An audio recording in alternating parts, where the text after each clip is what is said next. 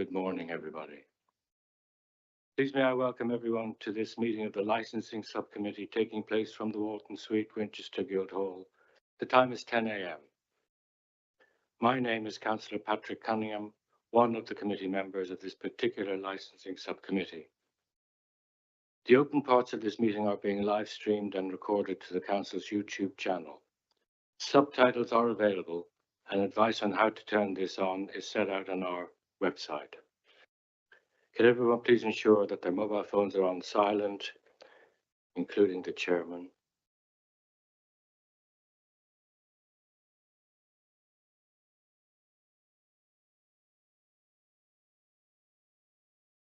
In the unlikely event that it is necessary to evacuate the building, the fire alarm will sound.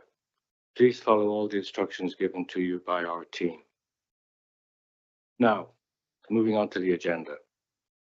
To confirm a chairperson for the meeting. Is that agreed, gentlemen? Agreed. Thank you. Disclosures of interest. Do members or officers have any interest they wish to declare?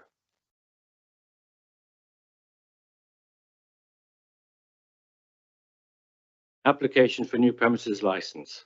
Brockwood Festival, Sheep Dip, Hinton Upner, Alresford, Hampshire, SO24 0LF.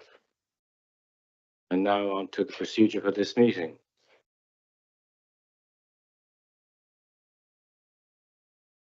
The hearings regulations require that the hearing should take the form of a discussion led by the subcommittee, and that cross-examination will not normally be allowed. We will be following the adopted procedure for these hearings, which is set out on the reverse of the agenda paper. Each party will be allowed equal maximum time to exercise their rights at the hearing. I will exercise my discretion to allow additional time if necessary, taking into account the requirement to allow all parties equal maximum time. Only those points contained in the written representations, the report, and the supplementary documents can be raised. No new evidence can be considered except with the agreement of all parties. My name is Patrick Cunningham. On my left is Councillor Brian Levy. and on my right is. Councillor Sadakovich. Would the officers kindly introduce themselves as well, please? Thank you, Chair. I'm Daniel Lucas, Senior Planning and Litigation Lawyer, a barrister, non-practicing, advising the committee today. Carol Stefanchuk, Licensing Manager for the City Council. Claire Humphreys, Licensing Officer for the City Council. Thank you.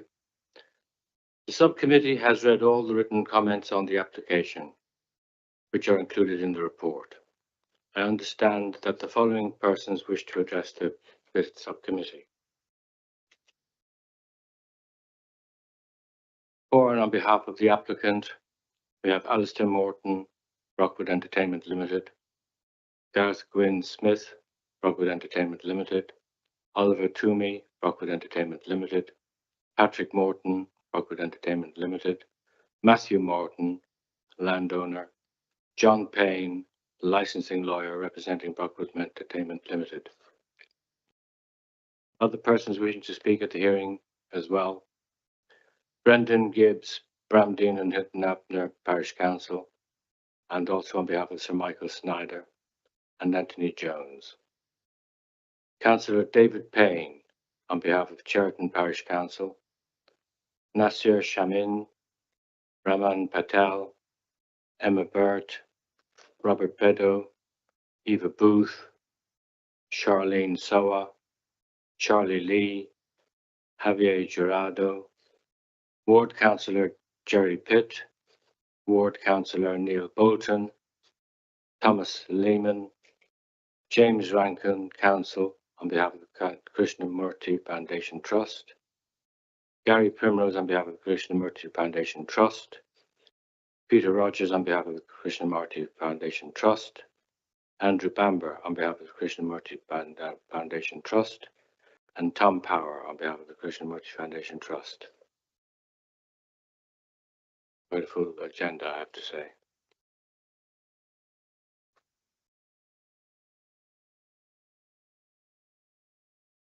We can only consider issues relating to the 4 licensing objectives: prevention of crime and disorder, public safety, prevention of public nuisance, and protection of children. The subcommittee will also have regard to the national guidance and the Council's licensing policy. I now call upon the licensing manager to introduce the report. Thank you, Chair. Good morning, everyone. This is an application license under Section 17 of the Licensing Act 2003 for Brockwood Festival, Sheepdip, Jones Acre Lane, Hinton, Ampner. The premises is described on the application form as private arable land with a small wooded area encompassed by fencing. Public notices were displayed at the event location, albeit due to its location, no notices were displayed on the highway due to the perimeter of the site not abutting the highway. The application proposes the supply of alcohol for consumption on the premises only and the provision of regulated entertainment for one event for no more than 5 consecutive days each calendar year. The full application can be seen at pages 25 to 53 of your report bundle. 50 representations were received from other persons, 34 against the application and 16 in support of the application. These representations relate to the licensing objectives of the prevention of crime and disorder, public safety, and the prevention of public nuisance.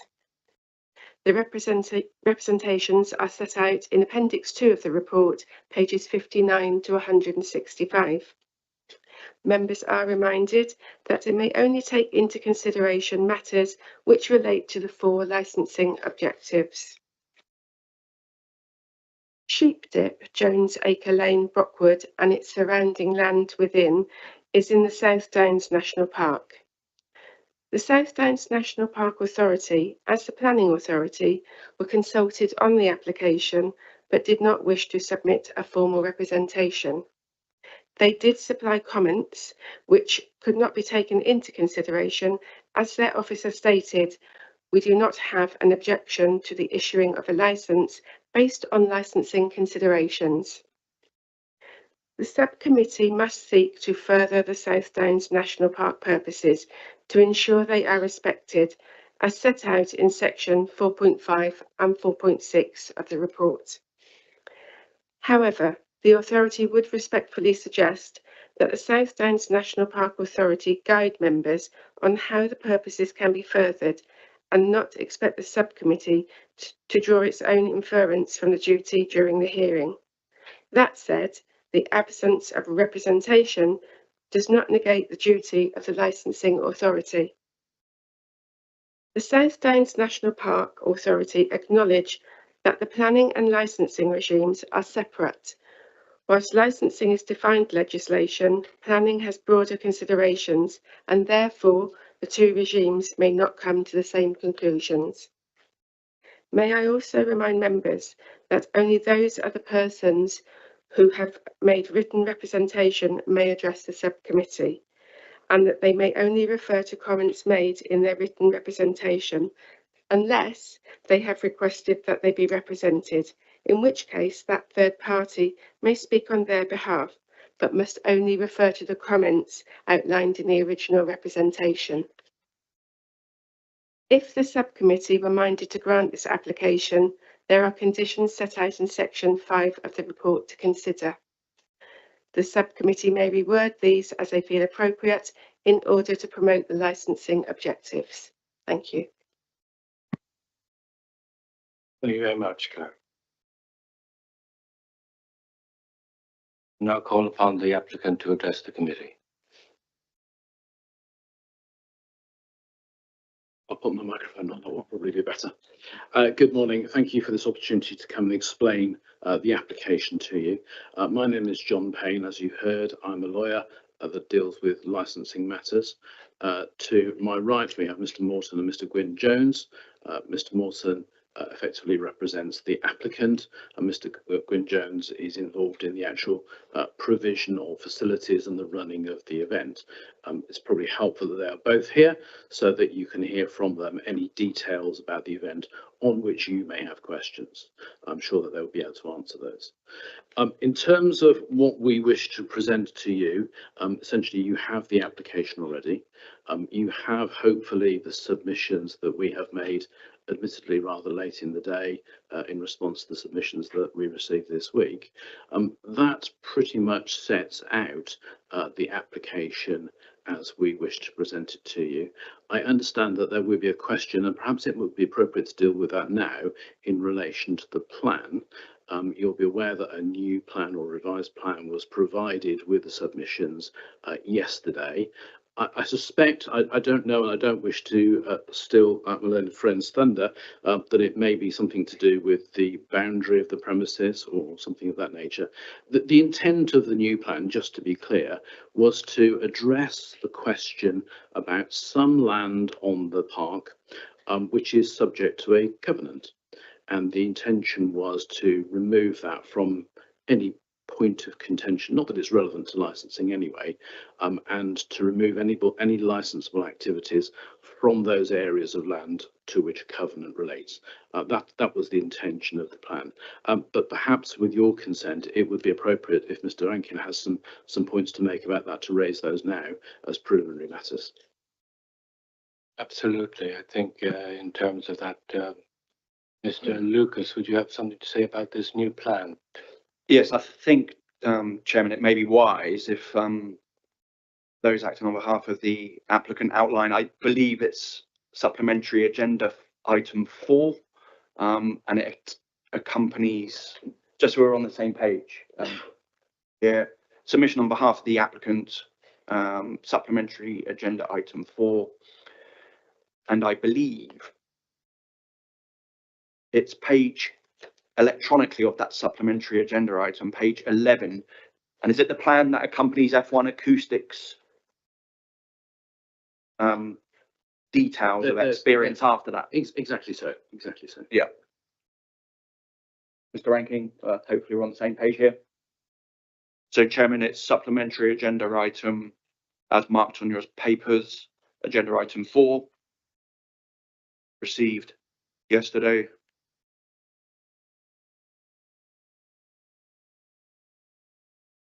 Just give you time to catch up. Are you with me, members?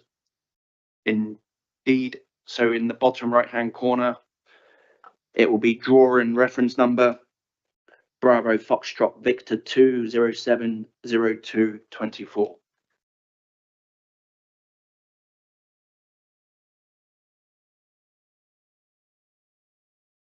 Chairman's with me. Councillor Ashwell, are you with me? Councillor Laming, are you with me?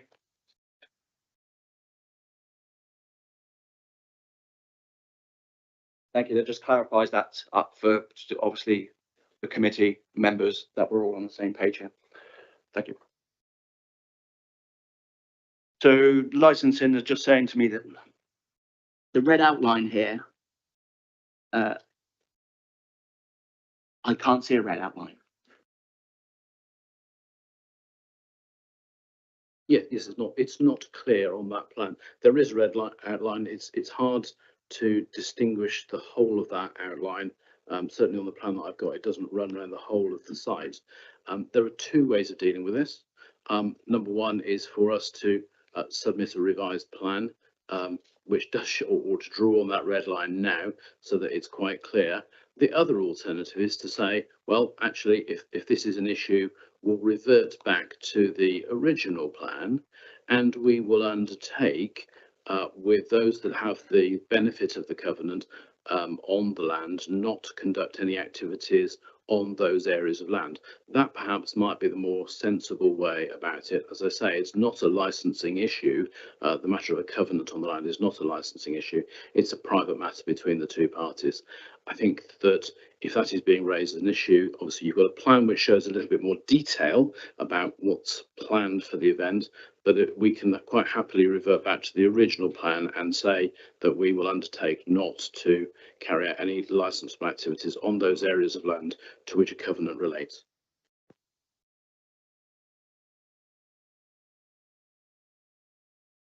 So, Chairman, with the application on page 55 of the main agenda pack, which was published in good time and before members in good time, so perhaps parties can go to page 55. That is the one with the application. That is the red line plan we have, of which notice was obviously served upon. It's a matter for the applicant as to what they wish to do.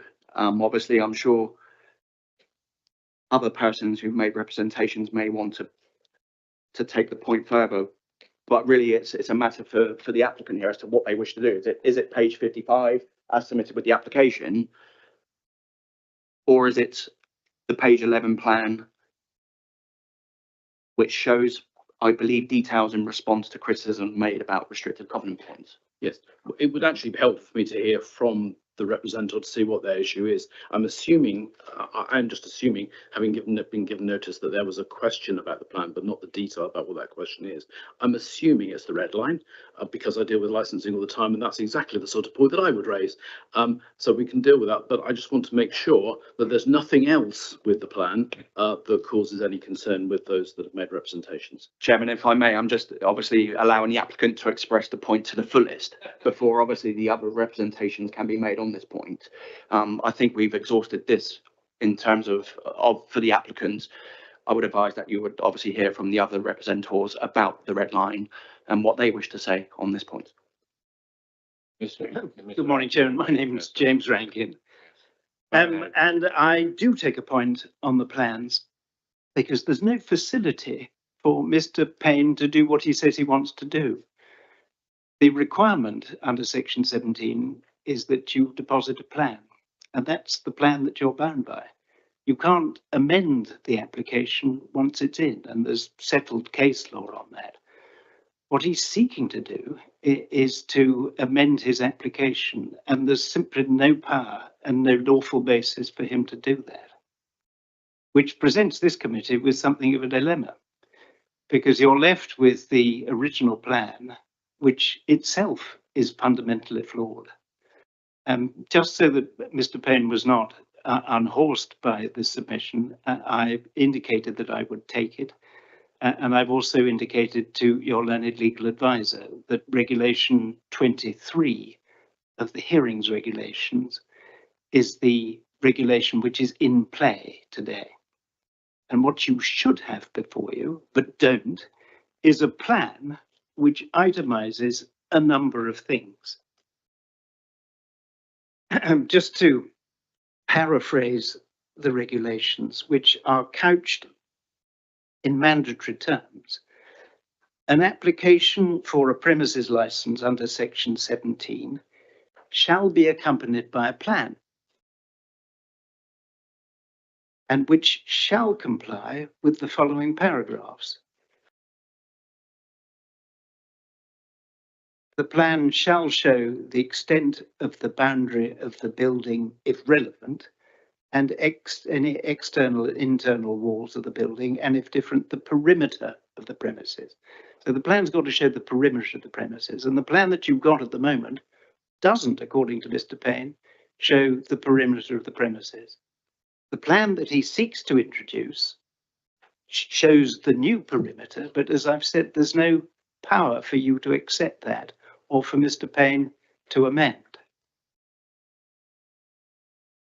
The regulation also says that it's got to show the location of points of access to an egress from the premises. I've had a magnifying glass out and I can't see those. In the case where the premises is to be used for more than one licensable activity, the area within the premises used for each activity. So they've applied for liquor to sell alcohol, they've applied for late night refreshment, and they've applied for recorded music. It isn't shown on the plan where those activities are to take place. And it's a mandatory duty under the regulations for them to do that. They quite simply haven't done it. What one would have expected was a perimeter plan which correctly represented what the area was going to be, and the stages identified in that, the concessions for the bars, the DJ booth, and all of those things one would have expected to see on the original plan that was deposited. Alarmingly, what appears now is the introduction of a third stage. So in the new plan at Supplementary Agenda 4, page 11, there is the existence of now a third stage. And if one magnifies it 300 times, you will find the legend secret stage. Now, I'm going to have to point on my plan to where that is. And I've had to draw my own lines in because I couldn't find any red boundary line either. There's what's marked as Godwin's Copse. And then there's an area just to the southeast of that. And just to the edge, you've got a rectangle which is placed on its side. That's a new stage that we've heard nothing about. Now, what concerns me is that this plan, which Mr. Payne seeks to introduce, and there's no power to do it, radically and substantially alters the application that was made.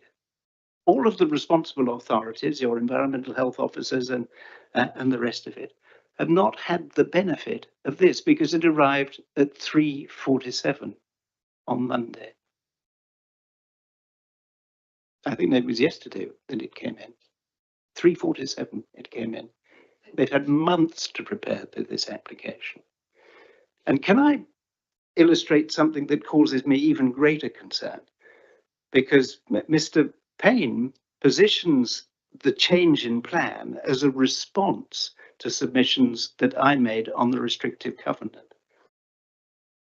They knew a long time ago that there was a restrictive covenant in respect of this area. And how do I know that? Because if you get your magnifying glass out and examine the legend at the bottom, magnified 300 times, you'll see the date, the 7th of February, 2024. So this plan was in existence on the 7th of February, 2024.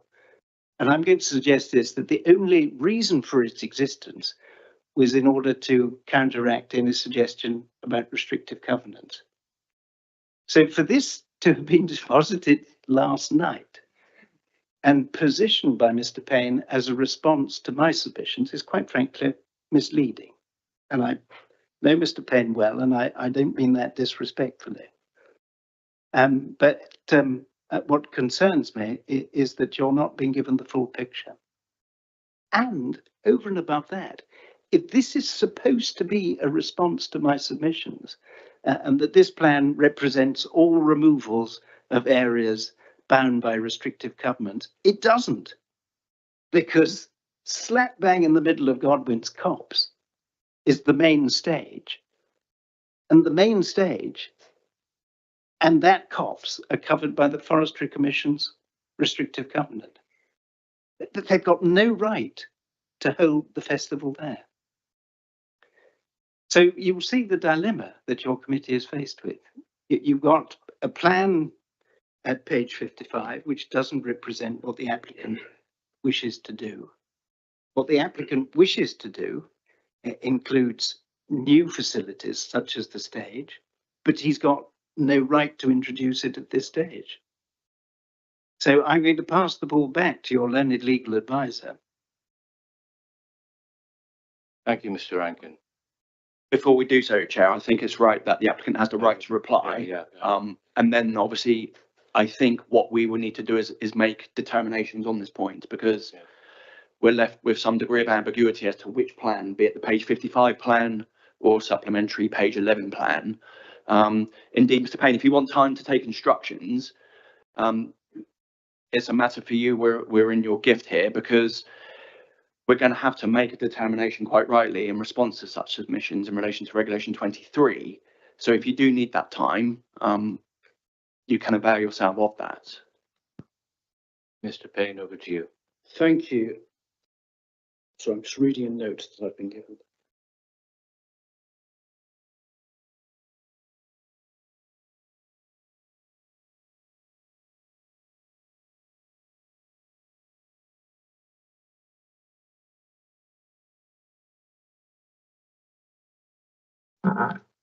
Yeah. In the interest of time and just dealing with this particular matter, I'm grateful for the additional time that you've offered.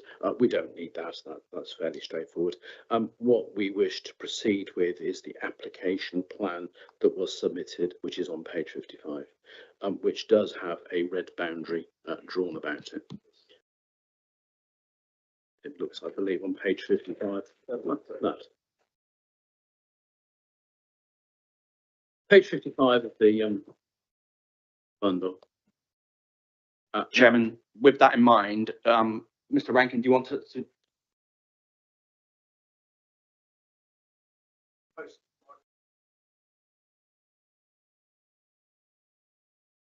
Yeah.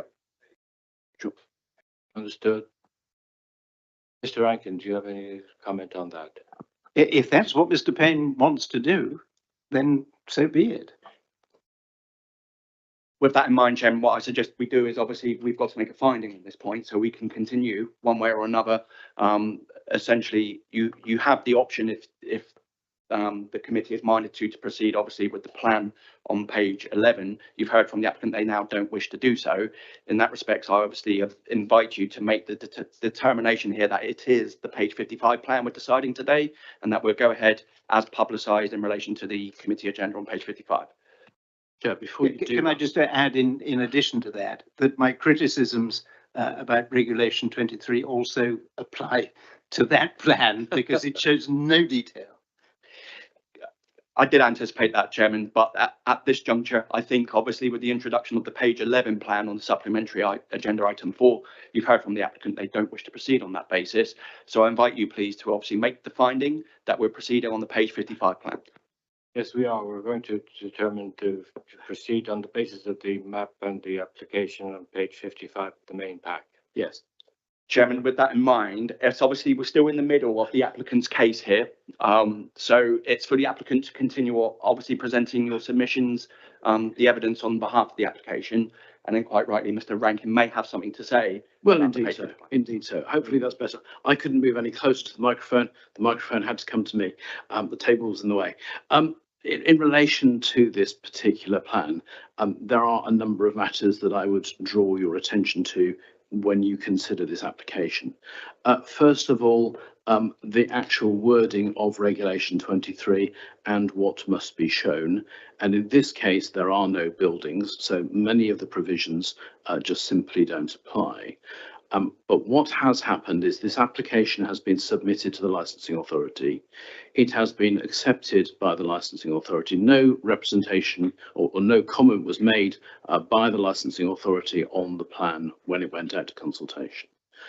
But moreover from that, the question of detail about where movable structures are going to be is dealt with within the proposed conditions.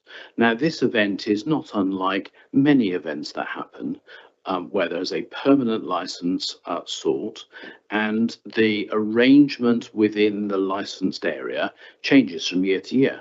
Sometimes that is as a result of wanting to improve the site. Sometimes it is a case of moving a stage from one place to another, or from a concession from one place to another. And that is dealt with through the application proposed conditions. And you will see at A8, which is on page 50, there's a requirement that the premises license holder shall submit the site plan to a standard scale is submitted with the final version of the event management plan to the licensing authority at least 30 days prior to the event. That's not an uncommon condition in my experience in licenses that are sought of this nature. That deals with the provision of more detailed information about where things are going to be sited, given that we're not talking about permanent structures here. So, Chair, I don't know whether you wanted to retire to discuss that at any point anymore, or whether you're happy to proceed on with the application. If you're happy to proceed on, I shall pass over to Mr. Morton, who can explain a little bit about the festival.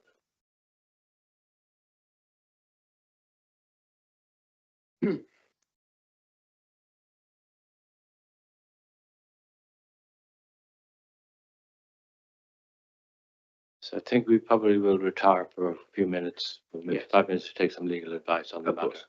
That's okay. Meeting is adjourned for 5 minutes.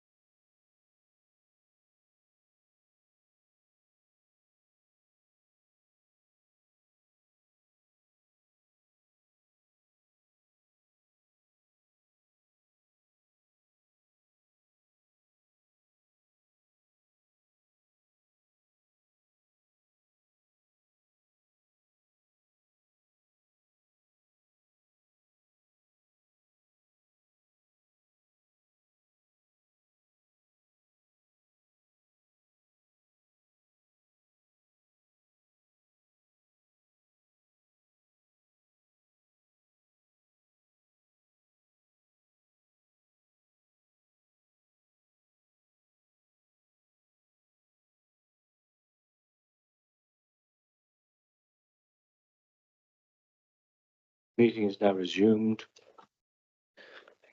We've decided to continue with the license on the application related to page 55 of the name pack, which shows the red area. And now for you, Mr. Payne, if you would mind continuing with your. Chairman, I'm grateful, yes. I indicated before your little recess that Mr. Morton would introduce the festival, perhaps give a little bit of detail about what it is, what it's done, and the way that it's hopefully going to develop. So I'll just hand over to him. Thanks very much, John. Yeah, good morning, everybody. I'd like to just basically introduce who we are and why we're in front of you here today. So we are farmers from Bramdean, and Brockwood is a music festival in Brockwood Parkland, situated in the heart of our farm. Brockwood Festival started in January 2021 lockdown on Zoom. Started with Patrick, my brother, and two other friends, Ollie and Josh, who are not here today. We wanted to create an event to bring everyone together and celebrate the end of an incredibly tricky time for so many people. The next aim was to raise money for mental health, which most people had struggled with throughout COVID. It was something all of the founders feel very strongly about and have been directly affected by. We chose to support Mind Charity for better mental health. The first year was a great success. We sold out and raised £3,000 for Mind Charity. Year two, we tried to grow the event organically and manage it ourselves. We realised afterwards that we did not have the skills and experience needed to run an event to the high standards required, and therefore we admittedly fell short on a few areas. The event went well and we sold 600 tickets. This year, we learned from our mistakes, we got funding, and have now brought on professionals like Security Event Solutions, Gareth sat to my right here, and then also F1 Acoustics, Rob at F1 Acoustics, who you've seen the acoustics report from as well, to help manage the event. The reason we're deciding to jump up to 2,000 tickets this year is to help pay towards these additional costs that we did not have in 22. And that amount of tickets is required for a festival like ourselves to be functional in its first professional year. The three pillars of Brockwood. The first pillar is about immersing in nature. In short, we want to share where we are so lucky to live with people who aren't as fortunate as us. The feedback we get is that people are blown away by the beauty of the South Downs National Park, and I feel strongly that it's something everyone should be able to enjoy. The second pillar is mental health. So far, we have raised £7,700 for Mind across our two previous festivals. Mental health is something that will always be a part of the festivals that we feel incredibly strongly about, and something that will always be a pillar of Brockwood. The last pillar is Brockwood family. The reason we started was about bringing people together, and we want the event to feel like you are part of a group of people that you relate to. The intimate feel, specific target market allows us to do this. Growing up here, we have lots of friends in the local area, and as the event has grown organically, there is a real sense of togetherness. Going forward, we will obviously be marketing the event, but to an audience that matches this group and also matches our three beliefs. Our product is high quality production, high quality artists in a small capacity with an intimate feel, and a 2-day event. Why are we doing it? In short, commercial farming in the South Downs is not as profitable as it used to be, and it's incredibly risky. Both myself and my brother are moving back home next year and need to bring an enterprise to the farm to make living here possible. In our opinion, running a music festival for one weekend of the year is a great way to provide a source of income whilst having a minimal impact on the local area. I hope this gives you some understanding on who we are and why we are so passionate about making this work.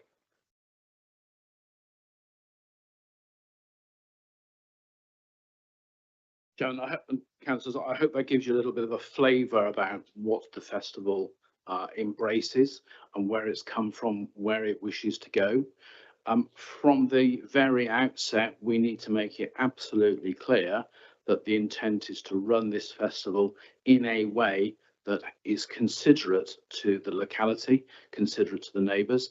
I'm conscious that, and you will have seen this in submissions, there has been a long positive relationship between the immediate neighbours and the landowner on which the festival is to take place, and we hope that that will continue in the future. I'm conscious that sometimes these types of hearings sour that, but I want to make it clear from the outset that there has been attempts to discuss the application. You will see from the submissions that have been made, there was pre-application consultation with responsible authorities, particularly with environmental health, and there was indeed a consultation meeting that was held with local residents. So the applicant has done exactly the right thing in bringing this application forward. In relation to what the application is, you have it in your pack. I think there's no need for me to read what's there. You have a very comprehensive set of conditions that are proposed for an event. I would suggest that those are commensurate with an event of this size and style. The submissions that I've given to you hopefully cover the main points that are relevant to the licensing objectives. Now, you will have, in reading the papers already, no doubt concluded yourselves that there are some things in here that are not relevant to those 4 licensing objectives. And I urge you to look at those points and keep those in mind, that they are not relevant to the licensing objectives. The 4 licensing objectives, as your officers quite correctly said, are key, and they are the fundamental basis of the decision, nothing else. Now, I'm conscious that there is a lot of detail in the applications, and I have no doubt that those that have made representations will want to pick through that detail in minutiae. Minutiae of that detail. What I would urge you as the licensing committee to bear in mind is that this application has been through all of the responsible authorities, and indeed there has been a safety advisory group with which I'm sure you're familiar to look at the detailed proposals, noise management, the traffic management, all those types of issues. I'm not quite sure when the date of that meeting was. It's a little while ago, about 3 weeks ago. That was attended by, I think it was Environmental Health, by the Licensing Authority, by Highways, by the police. Not sure if the ambulance service were there. All parties were there, and they have looked at those proposals, and they have not raised any comment through that safety advisory group process, which, as you'll appreciate, is an additional process to the license. So there we stand with where the application is, what it consists of, why we want to bring this forward. Unless you have any questions, I leave the submissions and the application as in the papers for you to consider. Thank you, Mr. Payne. Any questions from the subcommittee for Mr. Payne? I think I'd like to hear further from the. Sorry. I'd like to hear further from the other representations before we ask any further questions. Do you have any questions for Mr. Payne at this point in time? As Councillor Laming said, the thing we want to hear. Members, pull your microphones really close, obviously. Sorry, So, thank you. I hope you can hear me. As Councillor Laming said, I would wait for the representation from the other side to hear, and following that, we will have questions. I will have questions, in fact. Yeah, thank you. Mr. Rankin, I don't have any questions. thank you very much. Mr. Payne, I have a question for you. Chairman, so if any other persons have indeed as well questions of the applicant, so it's not just Mr. Ranking of council, it's any other person as well who's made a representation. Does anybody else in the gallery wish to make any questions to Mr. Payne?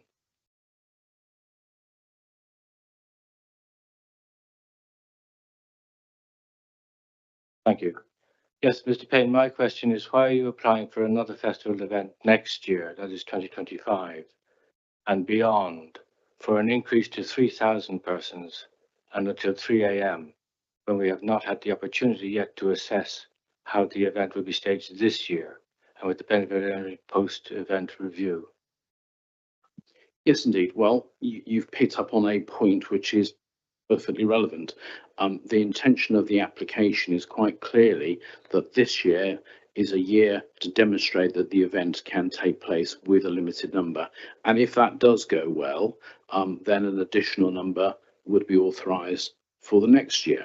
Now, the process with this is that once the event is over, as we hope, then there will be a debrief. I'm sure there will be another safety advisory group meeting, and then consideration will be given to whether actually the 3,000 capacity should apply and whether the changes should apply to next year. I have no doubt that if events don't go well, things don't go well, then one of the responsible authorities, or maybe several of them, will say, no, we don't agree with that. We agree with keeping the number the same, or we want to see a reduction. But what's happened here is an application has been put in to avoid the need to come back every year with a fresh application. It's a technique that is sometimes used in licensing just to save multiple applications. That's the only reason for it. But as I say, there is a process of review of this particular application that's been submitted, hopefully license, which will take place after the event. Thank you. After the event in 2021 and 2022, when 500 to 600 people attended, and there were complaints about the noise, traffic, and trespass, you did not hold one in 2023. Why was that? Well, I'll defer part of that question across to Ms Morton, who can perhaps answer that. But to be clear, my instructions are that there were no complaints made to the venue in relation to the previous activities that took place. My understanding is that the first that was known about those complaints, apart from one telephone conversation where the person, or it may have been a person-to-person conversation, where there was mention that there had been noise, but it was okay because the event was for charity. Nobody else, I understand, has complained. In terms of the other part of the question, I'll perhaps defer to Mr Morton to answer that. Sure. We had a fallow year last year purely to try and raise funding to be able to bring on people like Security Event Solutions to be able to run the event properly. So we decided to take a year out and raise some funding. Thank you very much. Now I'm going to hand over to Mr. Rankin. Sorry, I'm going to call the other. Beg your pardon. I'm going to call other persons wishing to speak at the hearing. First in line is Brendan Gibbs of Bramdean and Hinton Abner Parish Council.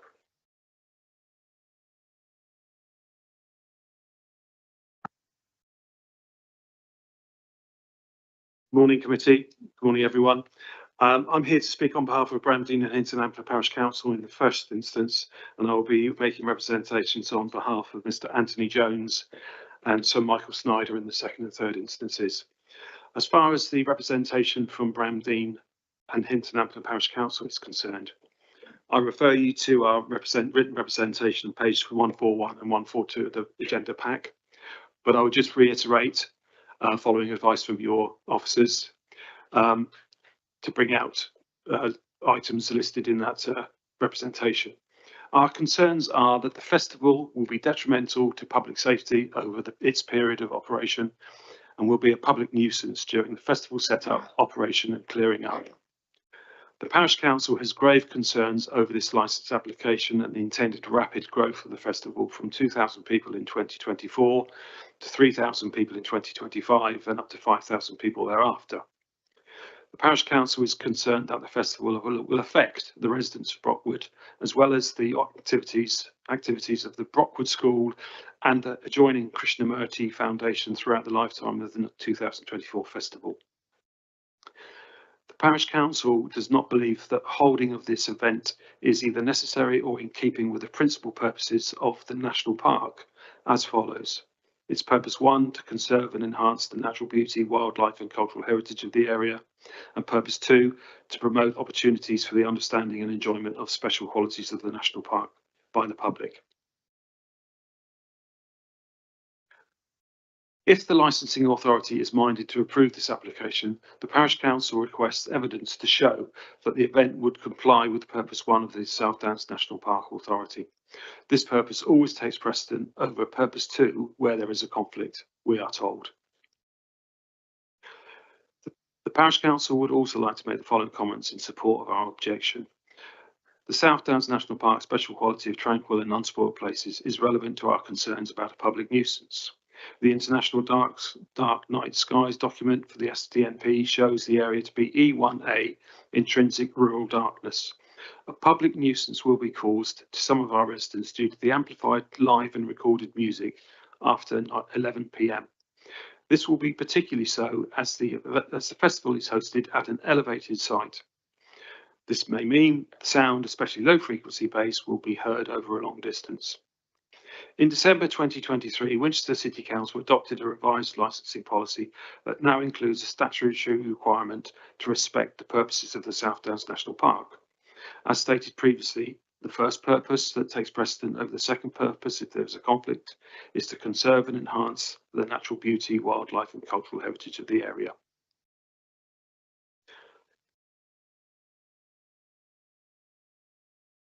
I think that's it for Bramdean and Hinton Parish Council. That's my written representation as well. So that's full. Is it okay for me to speak on behalf of Sir Michael Snyder and Mr. Jones now? Yes, it is, yes. Okay. I refer you to Sir Michael Snyder's representation in your agenda pack, pages 59 and 60. And I will just highlight that he again says that the two purposes of the national park: to conserve and enhance their natural beauty, etc., and to promote opportunities for the understanding and enjoyment of the special qualities of the national park, need to be considered by the committee during this application process. And as far as Mr. Anthony Jones is concerned, I make representations regarding his written submission on pages 62 and 63 of the agenda pack, and I will highlight the following three items that he raises. He is concerned that the licence application is proposed to be in perpetuity. He regards that as unwise. He is also concerned about the raised level of traffic during the period of the festival, and he's also concerned about the level of noise generated by the festival during its operation. Thank you. Thank you for your contribution, Mr. Gibbs. Do you have any questions for Mr. Gibbs? Do you have any questions for Mr. Gibbs? No, at the moment. Mr. Payne, do you have any questions for Mr. No, thank you, Gibbs? Chairman. Thank you very much. And I'll call on Councillor David Payne on behalf of Cheriton Parish Council.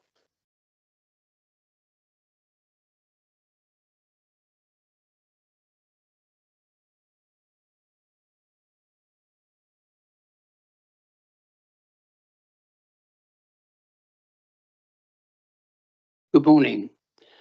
I'm Councillor David Payne. I'm speaking on behalf of Cheriton Parish Council, whose eastern boundary adjoins Bramdean and Hinton Ampler Parish. My parish council objects strongly to this application for three main reasons. One, the prevention of public nuisance. Two, non-compliance with Winchester City Council's revised licensing policy, which the full council adopted in early December. And three, non-compliance with relevant government legislation. On the subject of prevention of public nuisance, the Boomtown Music Festival at nearby Matterley Farm started several years ago with a small attendance and for just 2 nights, but now has a premises licence granted by this licensing authority in July 2019 for 77,000 people for 5 nights, with amplified music permitted until 4 a.m. We are fearful that the proposed Brockwood Music Festival could follow a similar expansion path. Even the initial proposal for this year and next year is likely to cause public nuisance for residents of Cheriton, mainly due to low frequency or bass music noise. The noise management plan, which has been submitted in evidence, includes an extract from the Code of Practice on Environmental Noise Control at Concerts, sometimes referred to as the POP Code, in which there is an admission in Guideline 3.4 that the intrusiveness of low-frequency noise can be underestimated and that it can be very noticeable indoors. Note 1 to Guideline 3.4 goes on to state that it is known that such noise from an open-air venue causes more of a problem further away rather than near to the venue. Therefore, this means, for example, in Cheriton. We are well aware of this because some of our residents have been prevented from getting to sleep until past 4 a.m.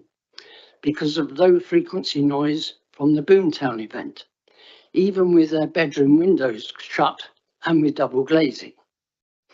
Thus, it was disheartening that we were told in the public meeting in Bramdean Village Hall on the 23rd of February that the noise levels proposed for the Brockwood Music Festival are identical to those which apply to Boomtown.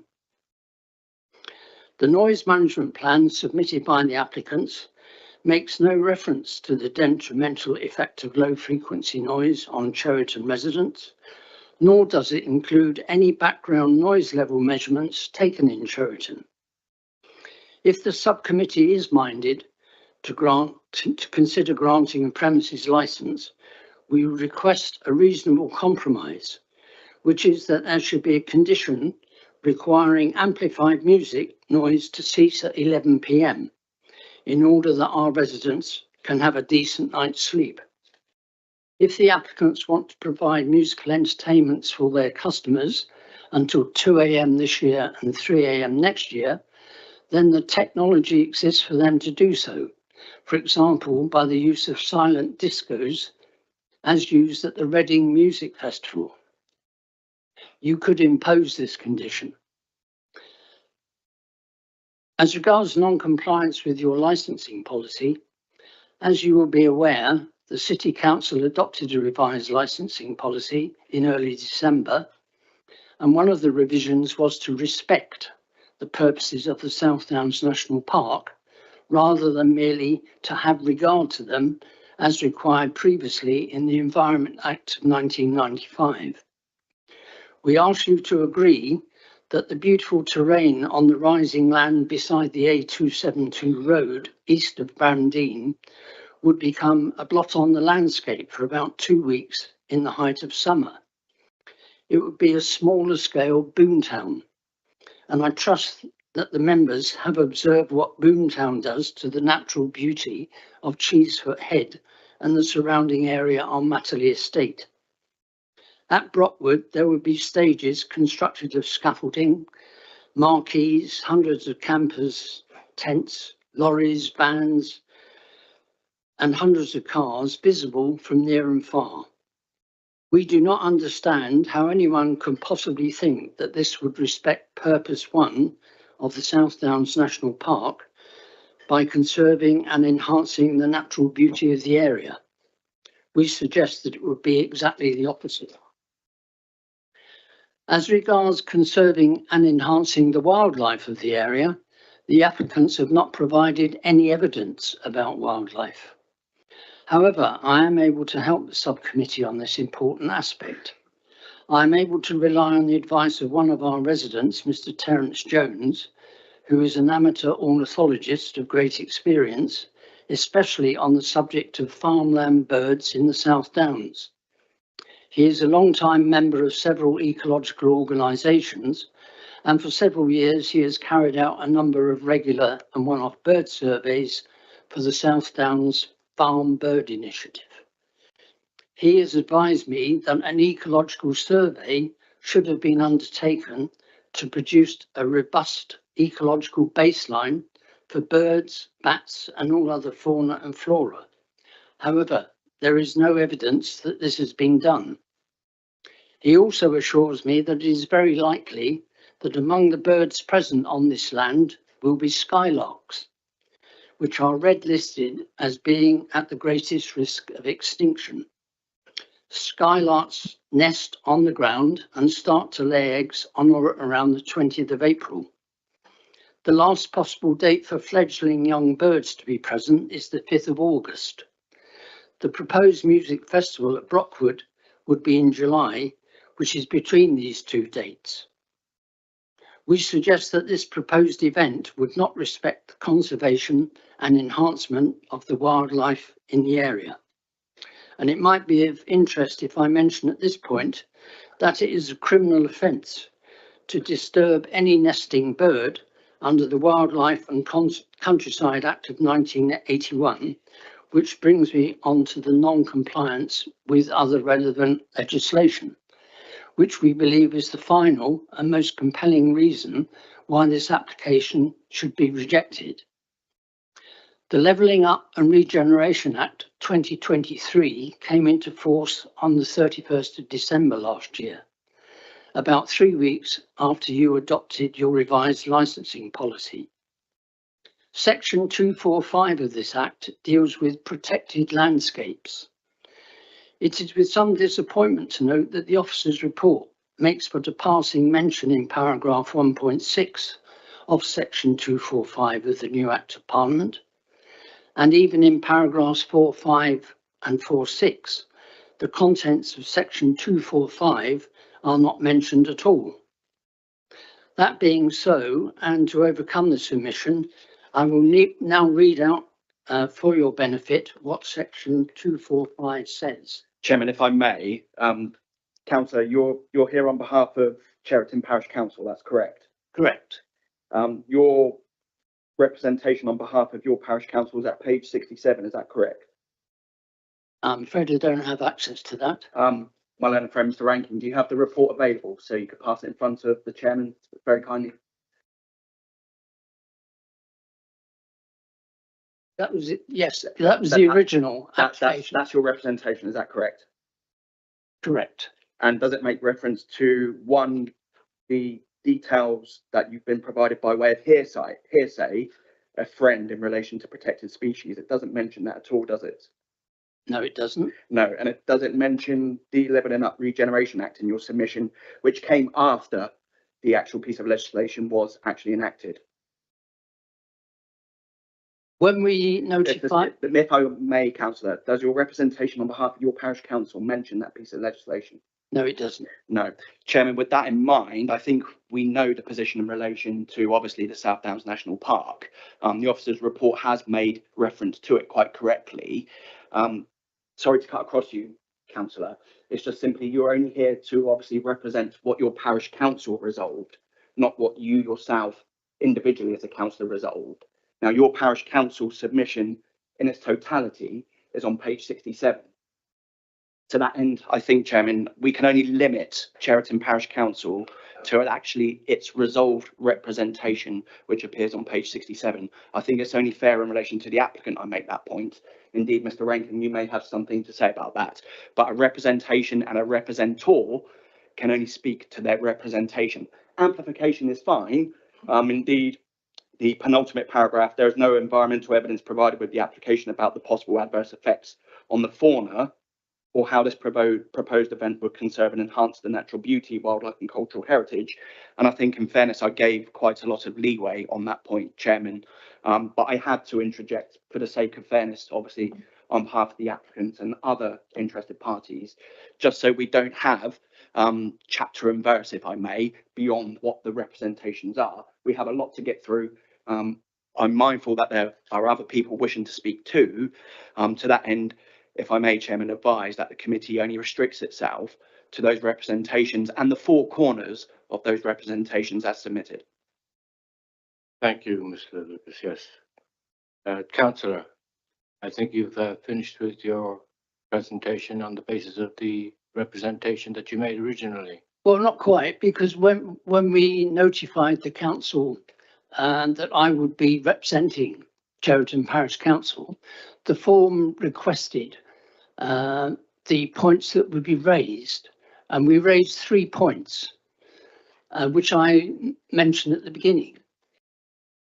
The prevention of public nuisance, non-compliance with Winchester City Council's revised licensing policy, which the full council adopted in early December 2023, and thirdly, non-compliance with relevant government legislation.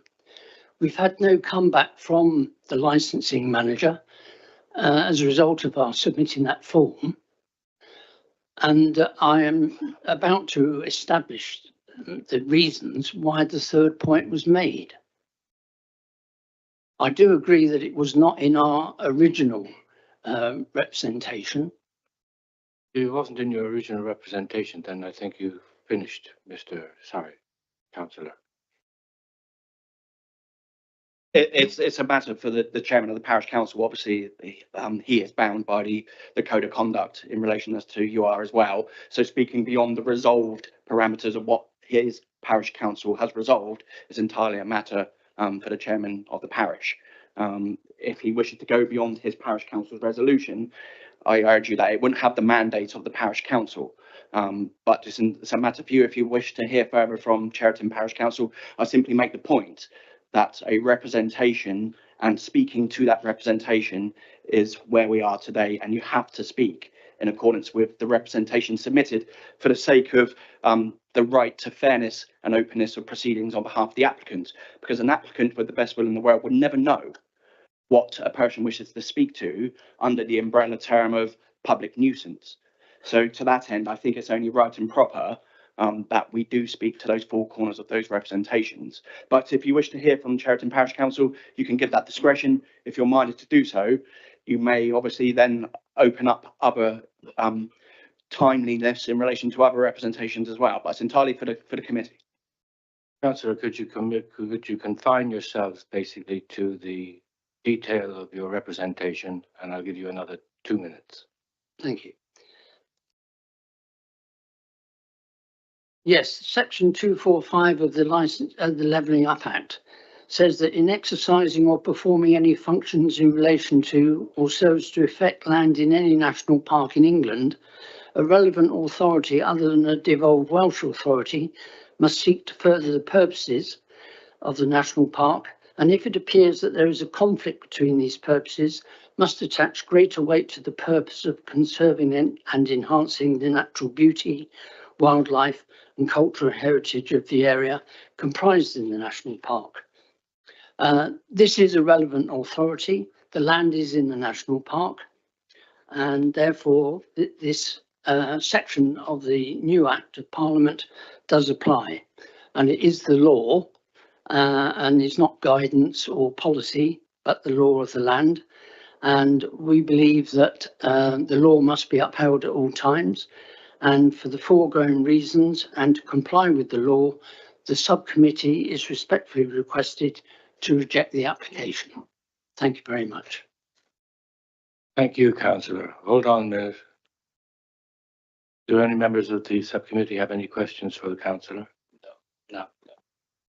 Mr. Payne, do you have any questions for the councillor? No, thank you. And indeed other persons as well, if there's any questions. Any other? And anyone else in the gallery have any questions? For No Mr. question. Payne? Thank you, councillor. Thank you very much.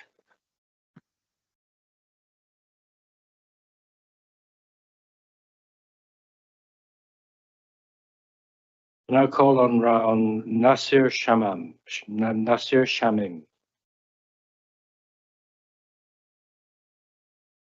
Members of committee is page 131, 134 of the agenda pack. Thank you.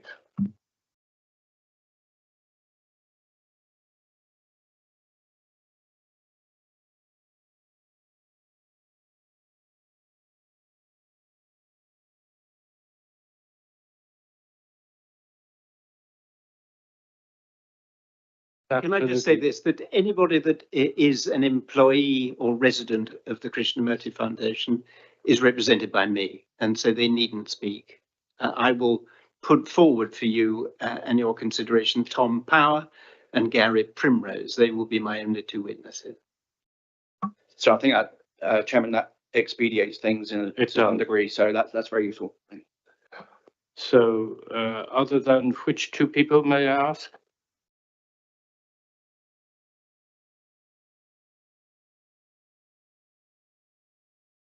All others basically will be represented by yourself. All other representatives of the Krishnamurti Foundation are represented by me. Thank you very much. Other residents that live in other parts are not. So, Chairman, I think what we do is obviously Mr.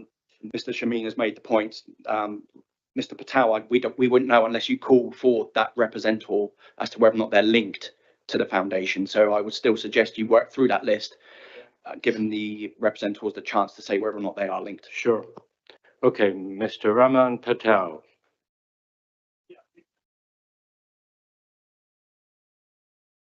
Thank you, Mr. Patel. Emma Burt.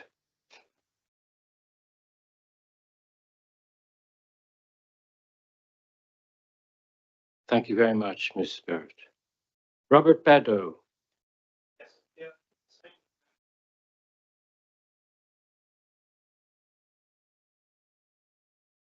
Thank, thank you, Mr. Beddoe. Eva Booth. Thank you, Ms. Booth. Charlene Sawa.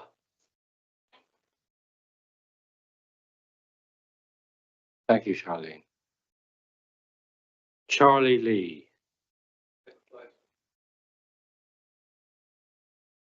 Thank you, Mr. Lee. Javier Jurado. Okay. Right, then that brings me to Ward Councillor Jerry Pett.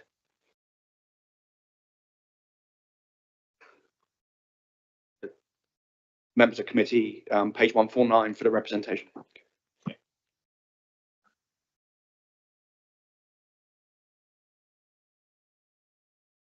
Councillor Pett, can you confine yourself therefore to the content of your representation? Certainly, Chair. Good morning, Chair, and members of the subcommittee, and thank you for allowing me to speak to this case.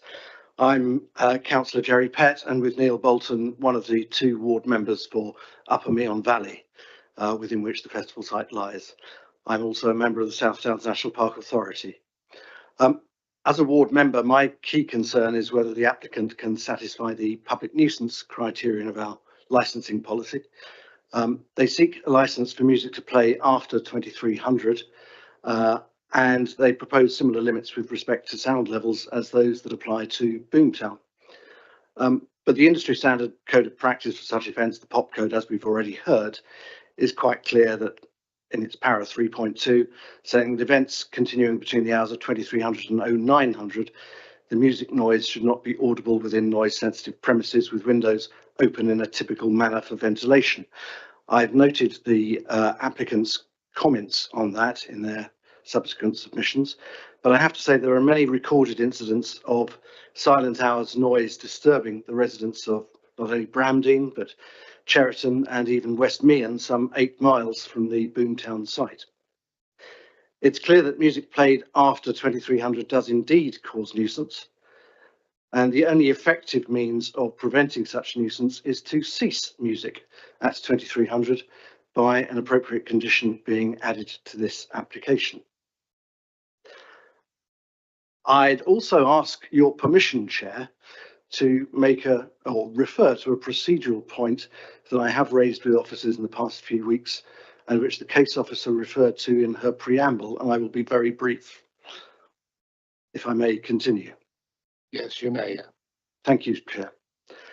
As this authority is appointed member of the South Downs Park Authority, I'm acutely aware of that authority's parliamentary lobbying that resulted in the government-sponsored amendment to the Levelling Up and Regeneration Bill that subsequently became Section 245 of that Act, which came into force, as we've heard, last December.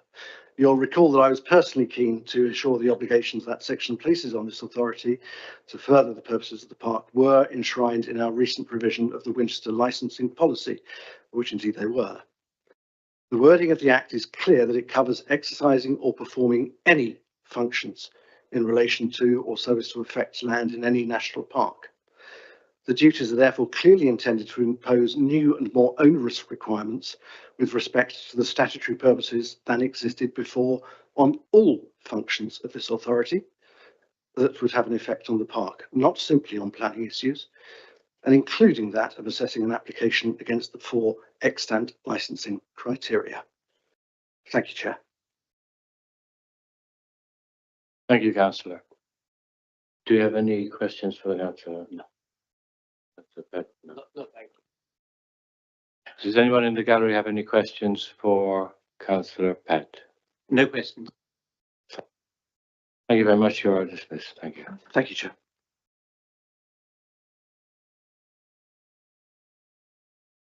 I now call upon Councillor Bolton, Ward Councillor as well.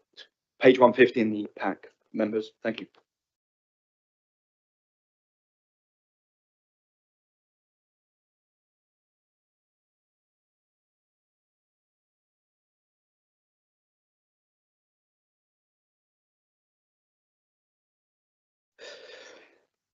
Good morning, Chair, and thank you for allowing me to address the committee today. I'm here today to represent the interests of residents of the Upper Meon Valley ward, for which I am their district councillor, along with Councillor Jerry Pett.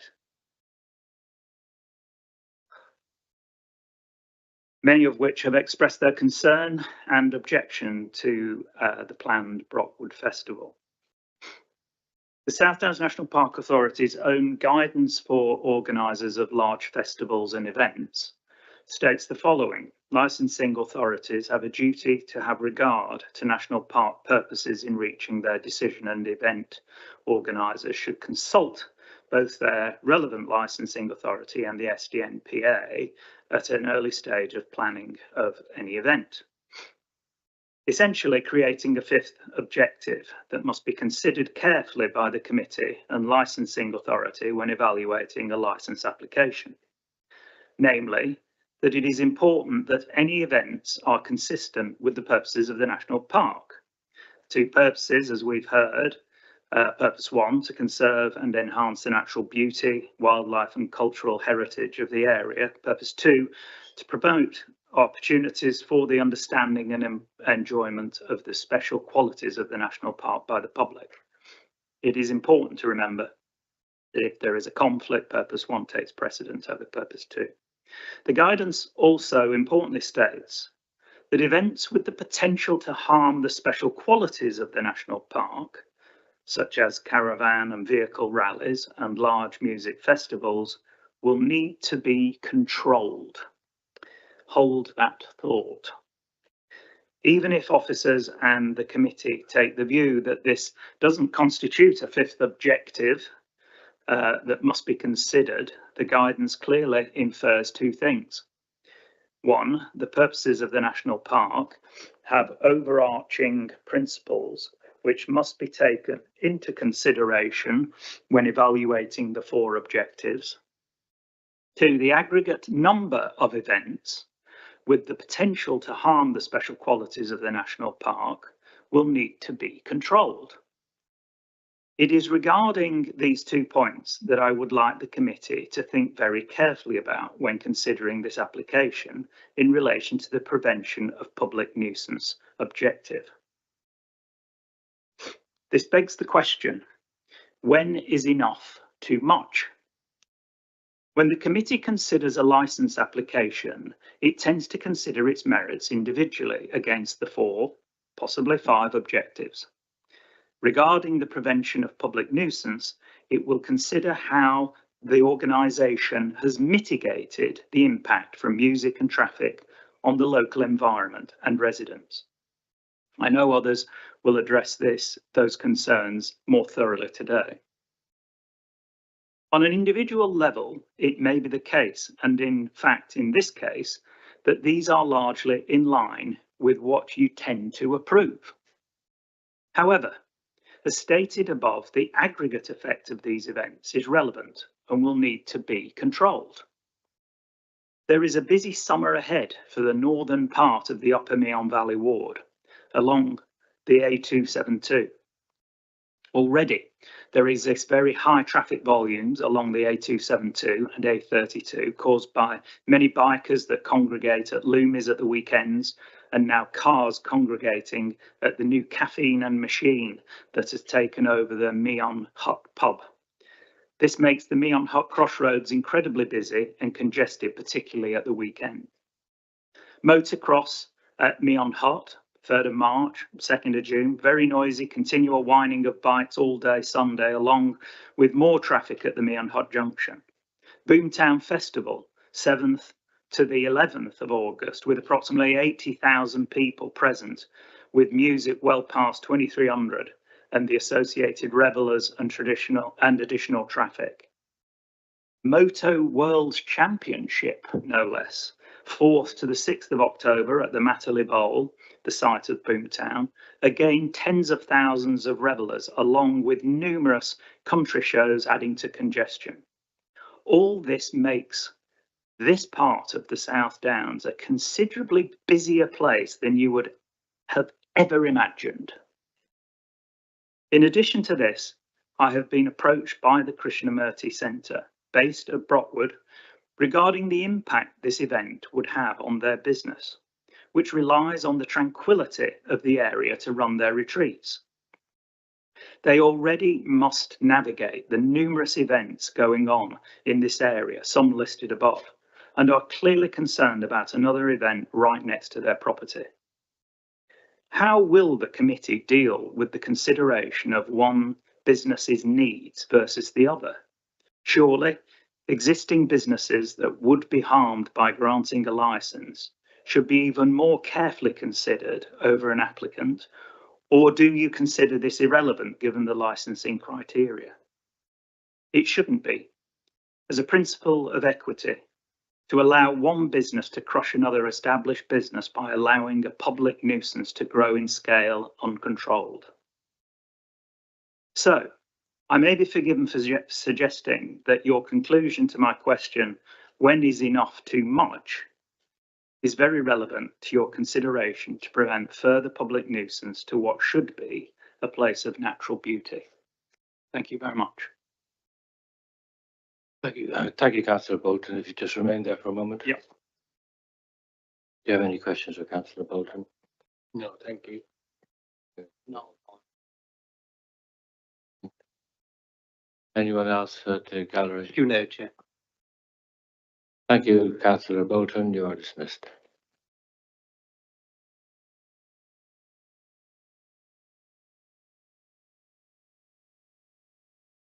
I now call on Thomas Lehman.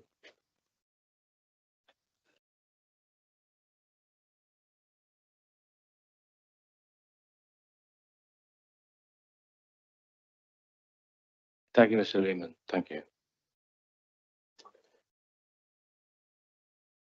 Mr. Rankin. So, Chair, I'm just mindful if this might be a convenient time for a comfort break. Yes, I think so, given I can anticipate some detailed submissions perhaps, and now might be the best juncture. Fine. Let's take a 15-minute break, coming back at 11:45. Thank you.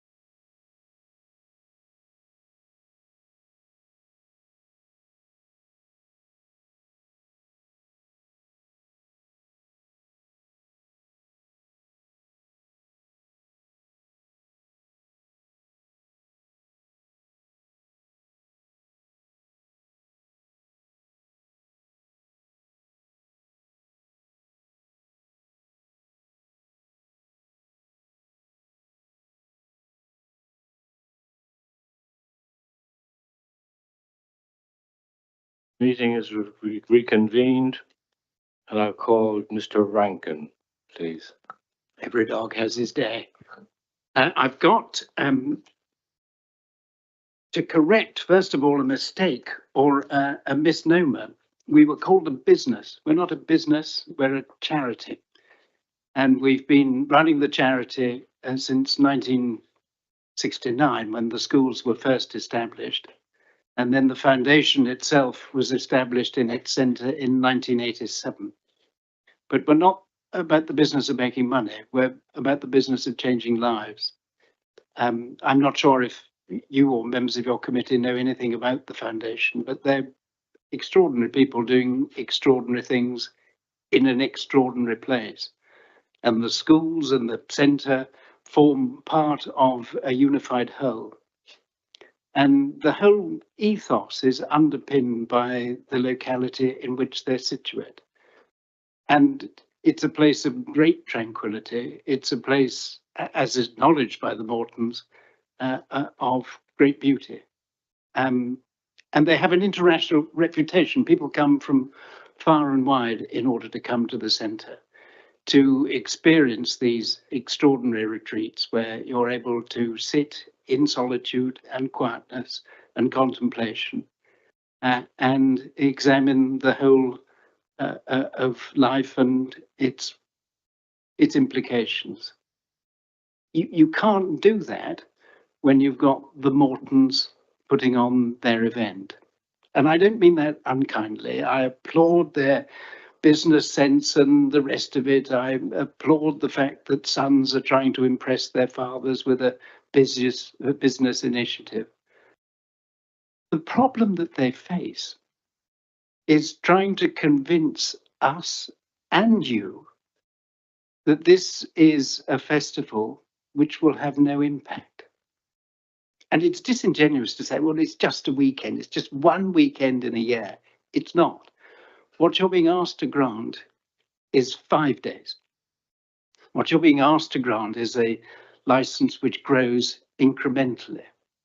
So something which started in 2021 for every good reason, and one understands that, with only 500 people, had an extraordinary impact. And it's not good enough to say, well, we were just inexperienced. We didn't really know how to run it. And we've got the professionals in. Even with the assistance of the professionals, and just by way of example, I'll come on to the acoustic expert that they have failed to call today to give evidence before you. That's just one example of an expert that they should have paraded in front of you, but didn't for reasons that we can only guess at. What we do know is that for a festival that was 4 times smaller than the one that you're being asked to grant a license for, there were repercussions. And it's not just simply about a person carving their initials into an ancient oak. It isn't just about people drunken and or drugged, trespassing on the grounds of the centre and the school in the early hours of the morning. It isn't about music being played so loudly that the windows of the accommodation where they live 100 meters away from the site rattle. It isn't about people that have come from across the world in order to attend a retreat saying that this isn't quite what they expected. It's the combination of all those things. And that, I regret to say, is why this is an application that must be refused. It has to be refused. Mr. Payne has written, I received them late last night. I don't know whether you had a chance to read them, but he's committed to paper some fairly bullish representations, if I may say so, many of which I'm afraid have no basis in law.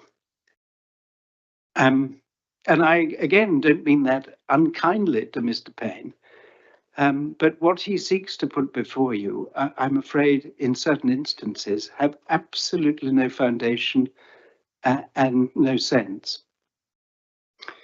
So it isn't just about the 2 days that the Morton children are talking about. It's about 5 days. It's about the setting up of the thing and the breaking down of it. It's about the disruption that takes place over the whole of that period. It's about the behaviours of those that attend the premises. And it's the onus resting on Mr. Payne and those that he represents to convince you that what happened, what actually happened in 21 and 22 won't happen again, because they've got all sorts of checks and balances in place, and they've got all sorts of policies in place, which you haven't seen. And don't worry, the safety advisory group is in charge of everything, and they'll sort it all out. That isn't the way to make an application. That isn't the way to set minds at rest. The way to set minds at rest is to say, these are our policies on searching. These are our policies on drugs. These are our policies on noise. These are our policies on welfare of vulnerable women. All those things you should have been asked to look at.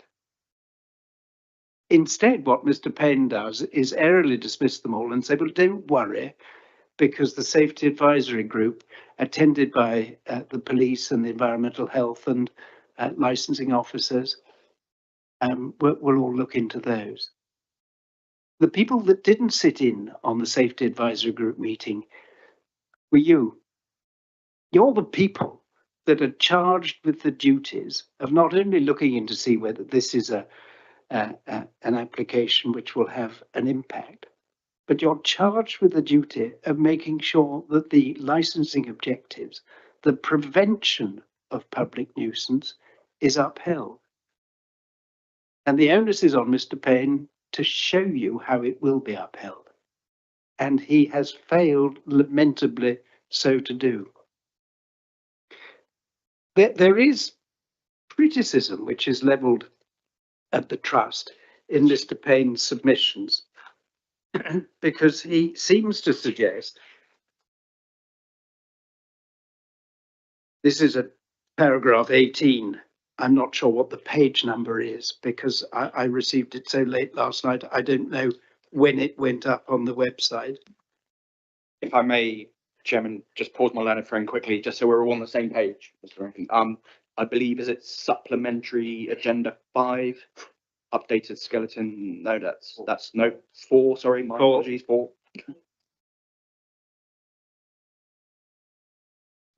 Page 8, I'm told. Okay.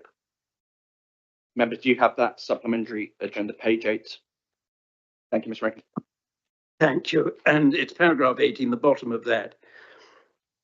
Offers have been extended to meet and discuss proposals and to enter into financial arrangements that would mean the centre did not need to operate over the event period. But it's clear that there is a fundamental objection to events, no matter how well controlled. A suggestion to find common ground that was made on the 5th of May has not been responded to. If I may, Mr. Rankin, just so the members are fiddling with papers, paragraph 18, supplementary agenda item 4, page 6. Page 8. No, sorry, 6. It's 6. It is 6. I'm so sorry. Page 6, paragraph 18, supplementary agenda item 4. Are you with me?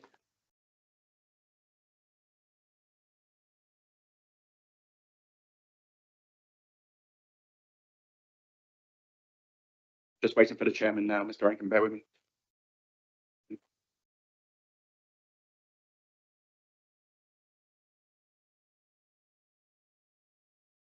Thank you, Mr. Rankin, they're with you.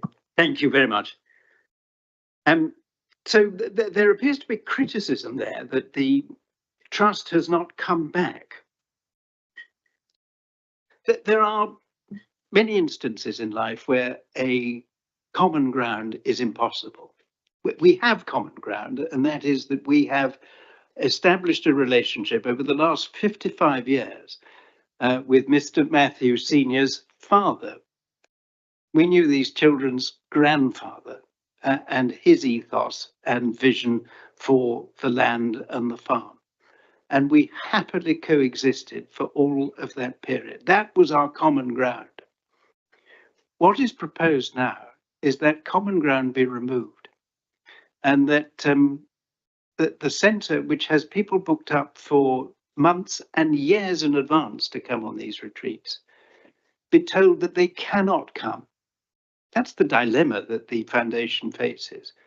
That we either continue and allow the people to come on their retreats that they have booked. They're returning clients.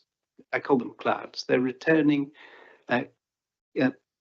guests who come to the foundation for their repeated retreats.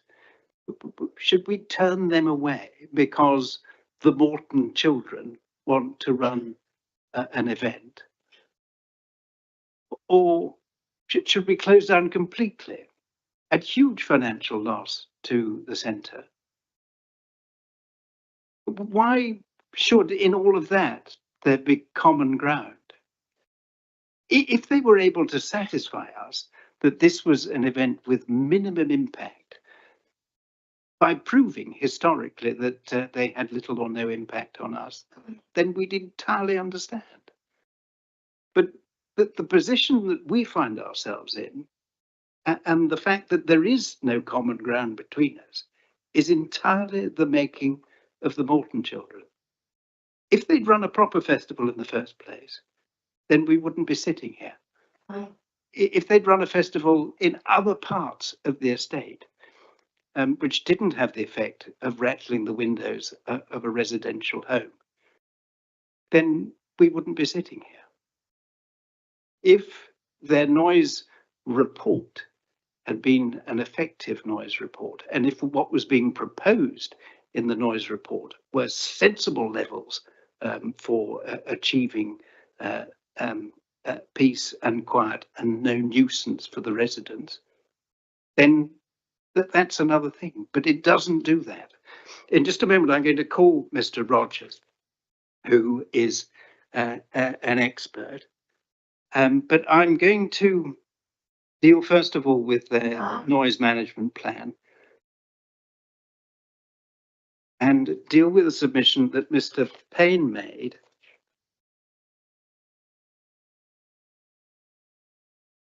about a case called Uttlesford. Now this is on my, which page is paragraph 8. This will be supplementary agenda 4. This is back to Mr. Payne's submissions. Page 4.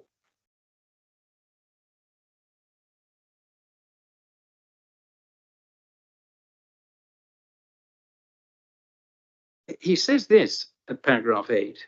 Indeed, the courts have previously held that inaudibility is an imprecise and unacceptable requirement in a license condition. And then he cites this case called Uttlesford.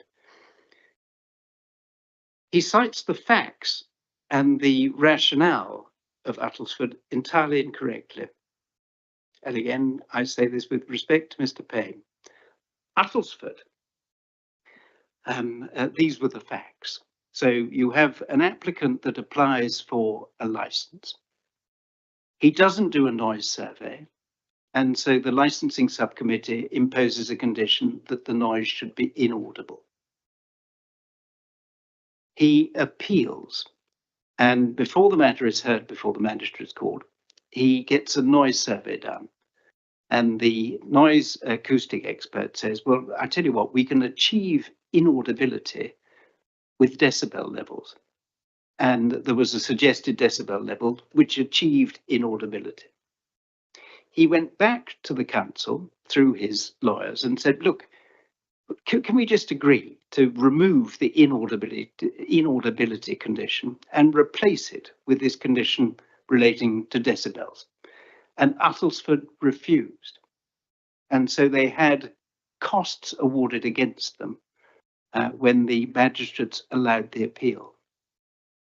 Uttlesford is authority for saying that a local authority that refuses to enter into negotiations for a sensible settlement of an appeal is liable in costs. Uttlesford is not authority for saying that a condition relating to inaudibility is an unacceptable condition.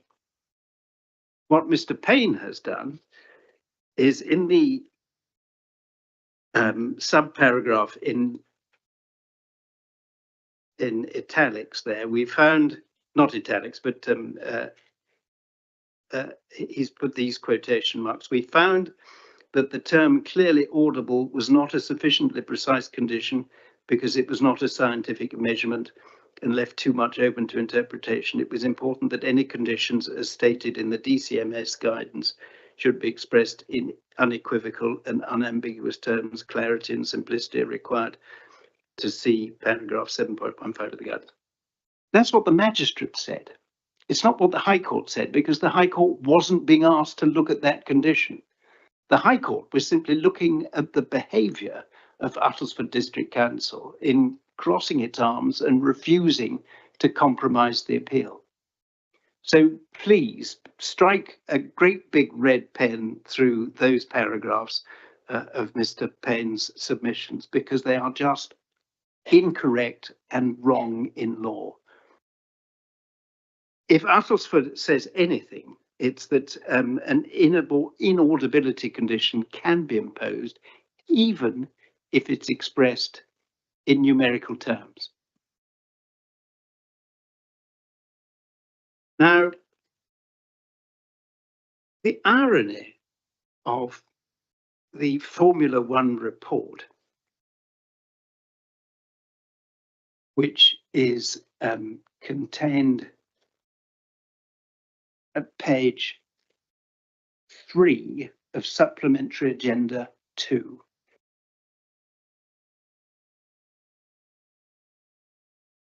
Sorry, page 5.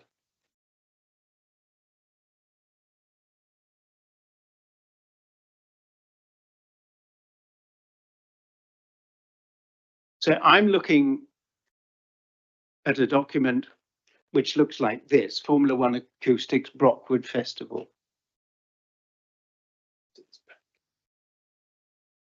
It's Agenda 1. Supplementary Agenda 1, page 5.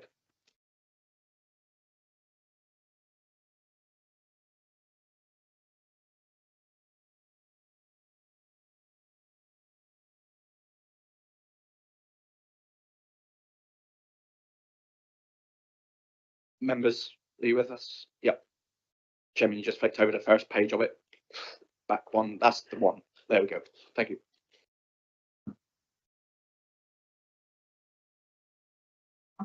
Yes, Mr. Rankin. So I'll be asking Mr. Rogers to make observations on the Brockwood Festival Formula One Acoustics report.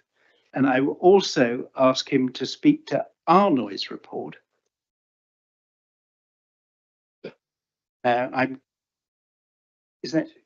It's agenda item 2, page 3. So just before I do that, I'm going to talk in broad terms, because Mr. Rankin, if I may, I have before members supplementary agenda item 1, page 3. Now you're saying something else. no, the Formula One acoustics, the Borton's acoustic expert in inverted commas, the Krishnamurti Foundation's acoustic report, is sustainable acoustics, which I've got as agenda item 3. Yep. So members, what Mr. Rankin, you'll have to reconcile the two. So if you may have the first one referred to the F1 acoustics report on behalf of the applicant open, and you're going to be asked to reconcile the two.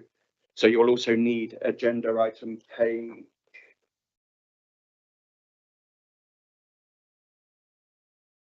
Supplementary agenda 8th of April. So on the front sheet, it will be dated supplementary agenda 8th of April. So the licensing manager will come around to help you members. You'll be asked to reconcile the two, I think, the exercise. That's it. Yeah.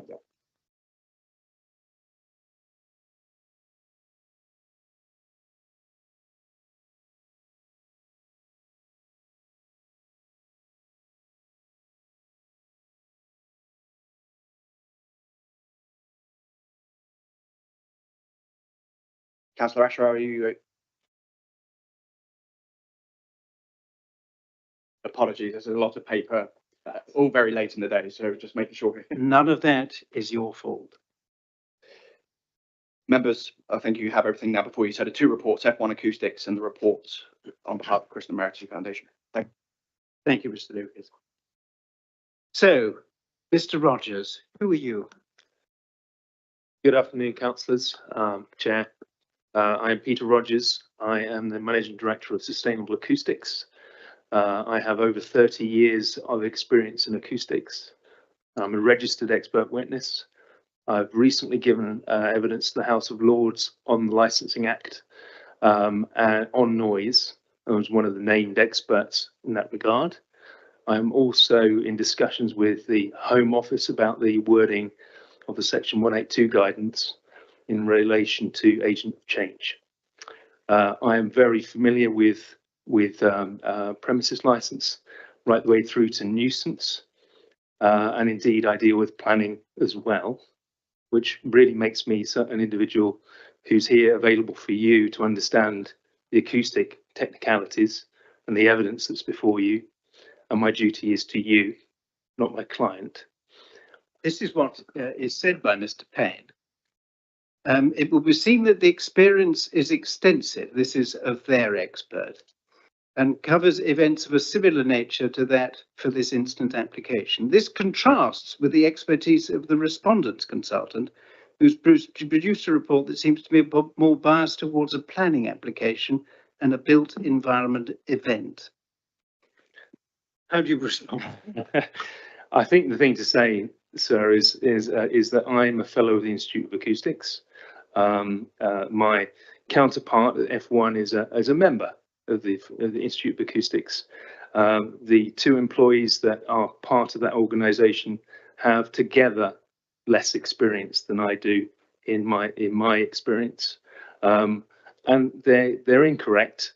I have substantial experience with local authorities advising on concerts, both on local authority side, but also in operation of concerts. And one example is advising Kensington Palace on the noise impacts from Hyde Park concerts, for example.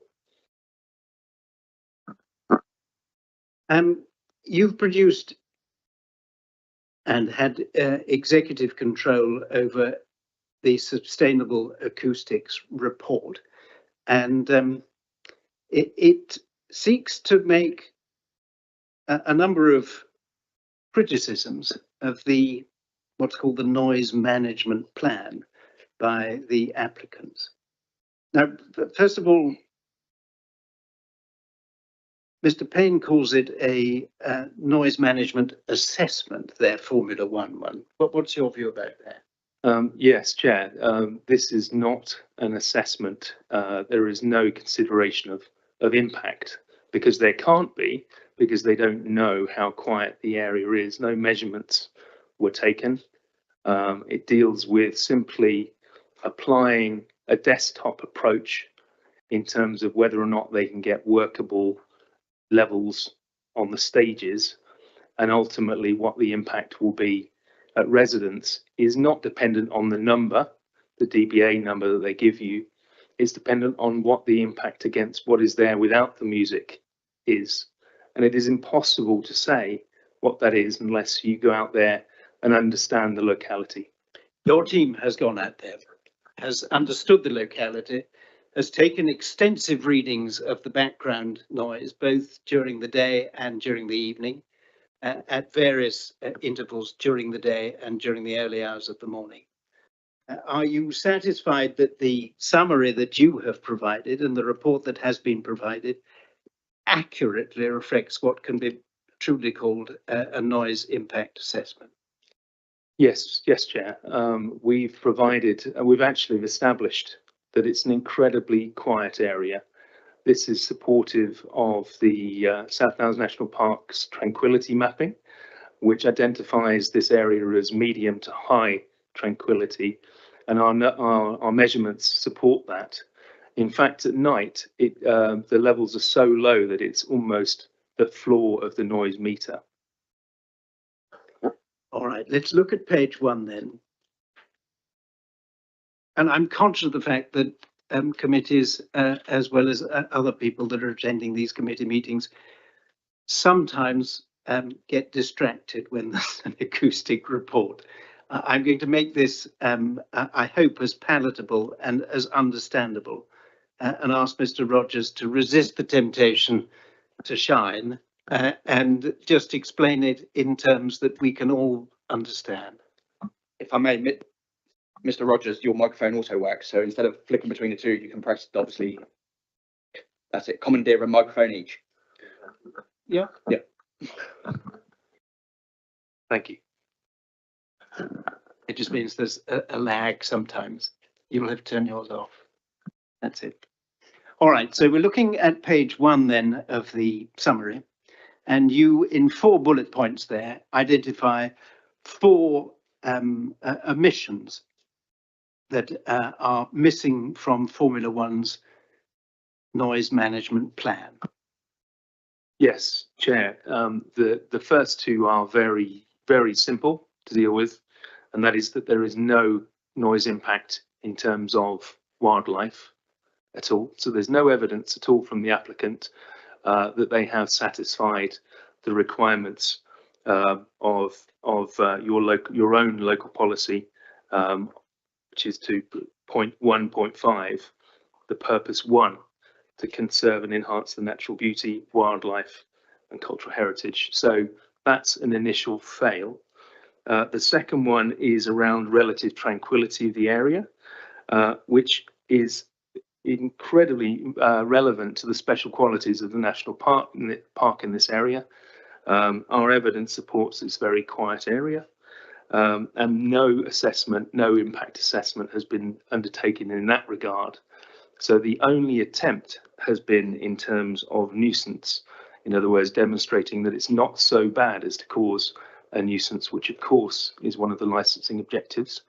That is my 3rd bullet point, which is that the technical robustness of the report is poor. They have not done any survey work at all. They have done predictions, and they have used a code which you've heard referred to as the POP code, which is guidance that's long in the tooth, but is still relevant to some extent. But you must consider it in context, and the context is very important in this case in terms of locality.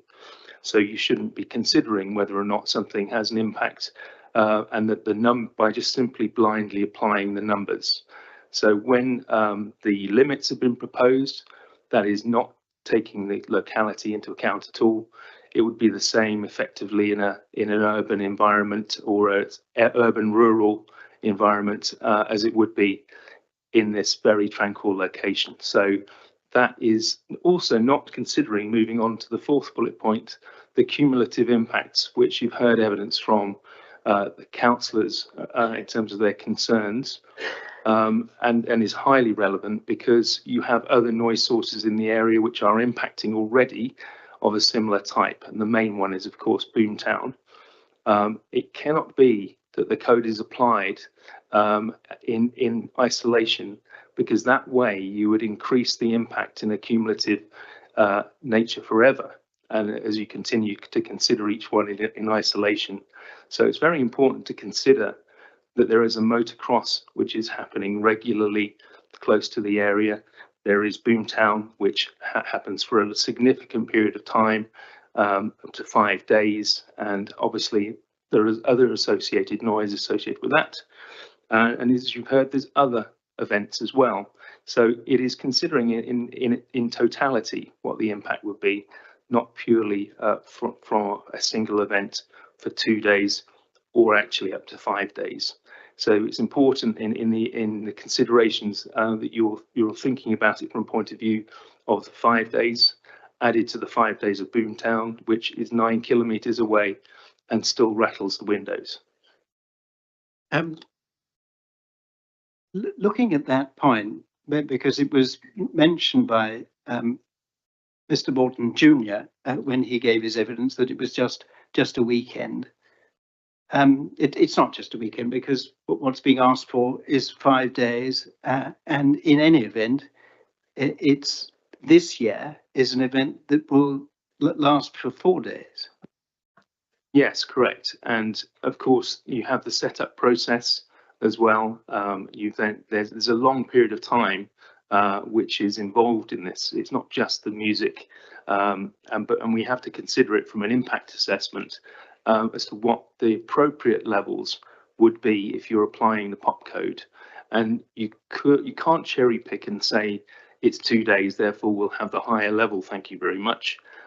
You have to consider what the aspiration will be in time, which is clearly 5 days, not 2. And you make an important point.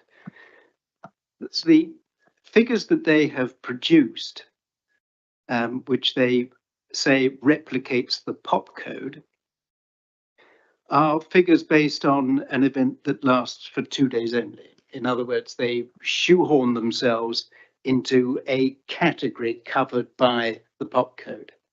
That's correct. The reality is that this is an event which will last for 4 days. And when you take into account Boomtown, they come into an entirely different category in the pop code. That's correct, Cal.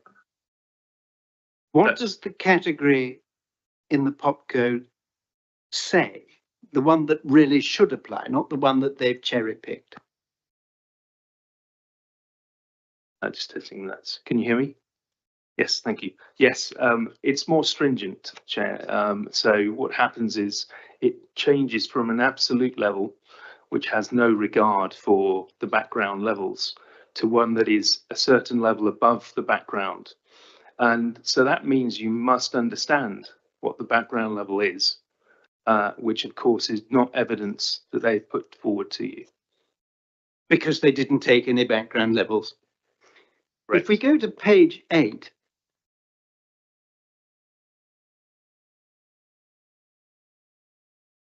there we can see in those 2 bar charts there what the background levels actually are.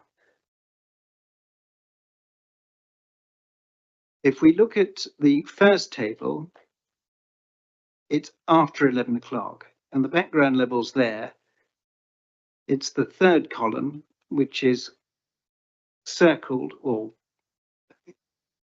encircled by, in my page, a green line bearing the legend 20.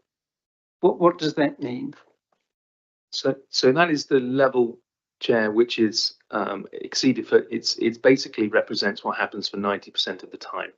So if you imagined it as the ocean floor, effectively the surface of the ocean, is what the noise level, the masking sound is in the area, in between the birds tweeting and other things going on, aircraft flying over it occasionally. This is the baseline sound level overnight.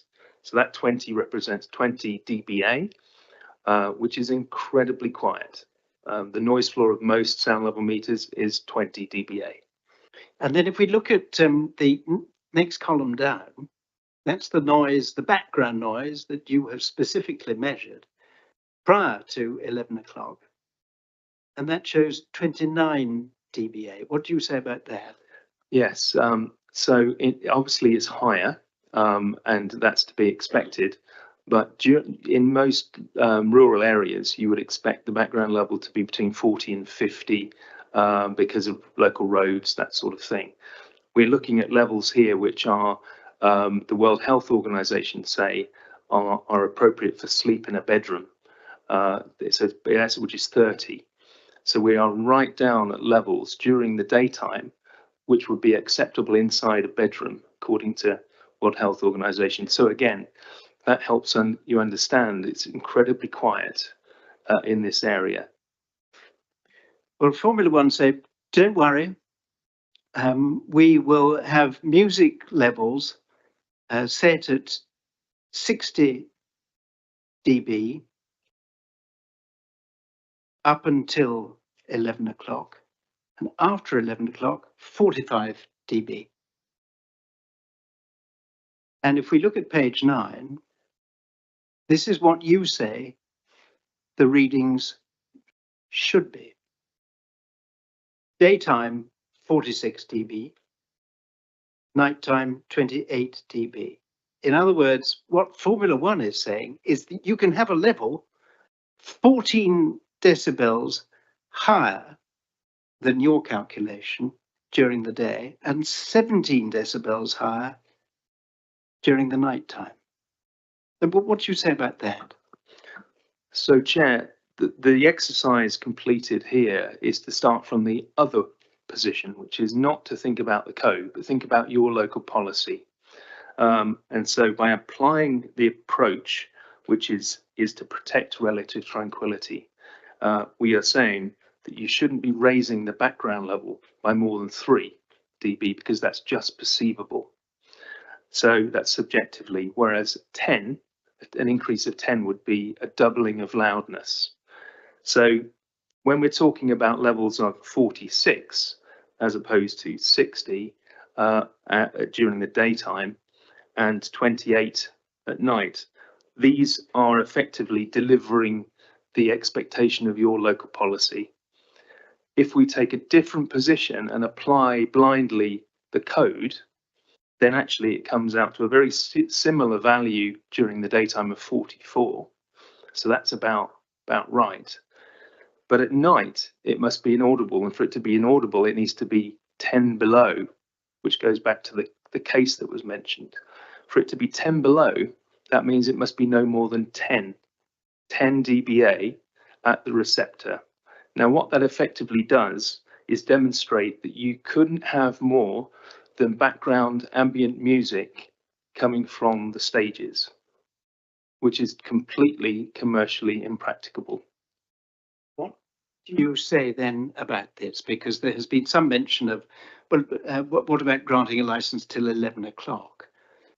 What's your view about the impact of these premises on the residents as close as they are and guests who are attending the centre at times prior to 11 o'clock? Yes, Chair.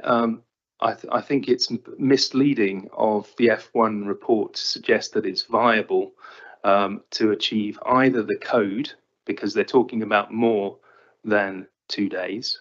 And if you apply that situation, you cannot achieve commercially viable levels during the day, so you'd be actually talking about levels which you could walk onto the area in front of the main stages and have conversations with each other quite happily. It would be background level music, almost like the music that you would expect between acts. And so that would be the daytime situation to achieve these levels. And the nighttime situation would be even more stringent than that.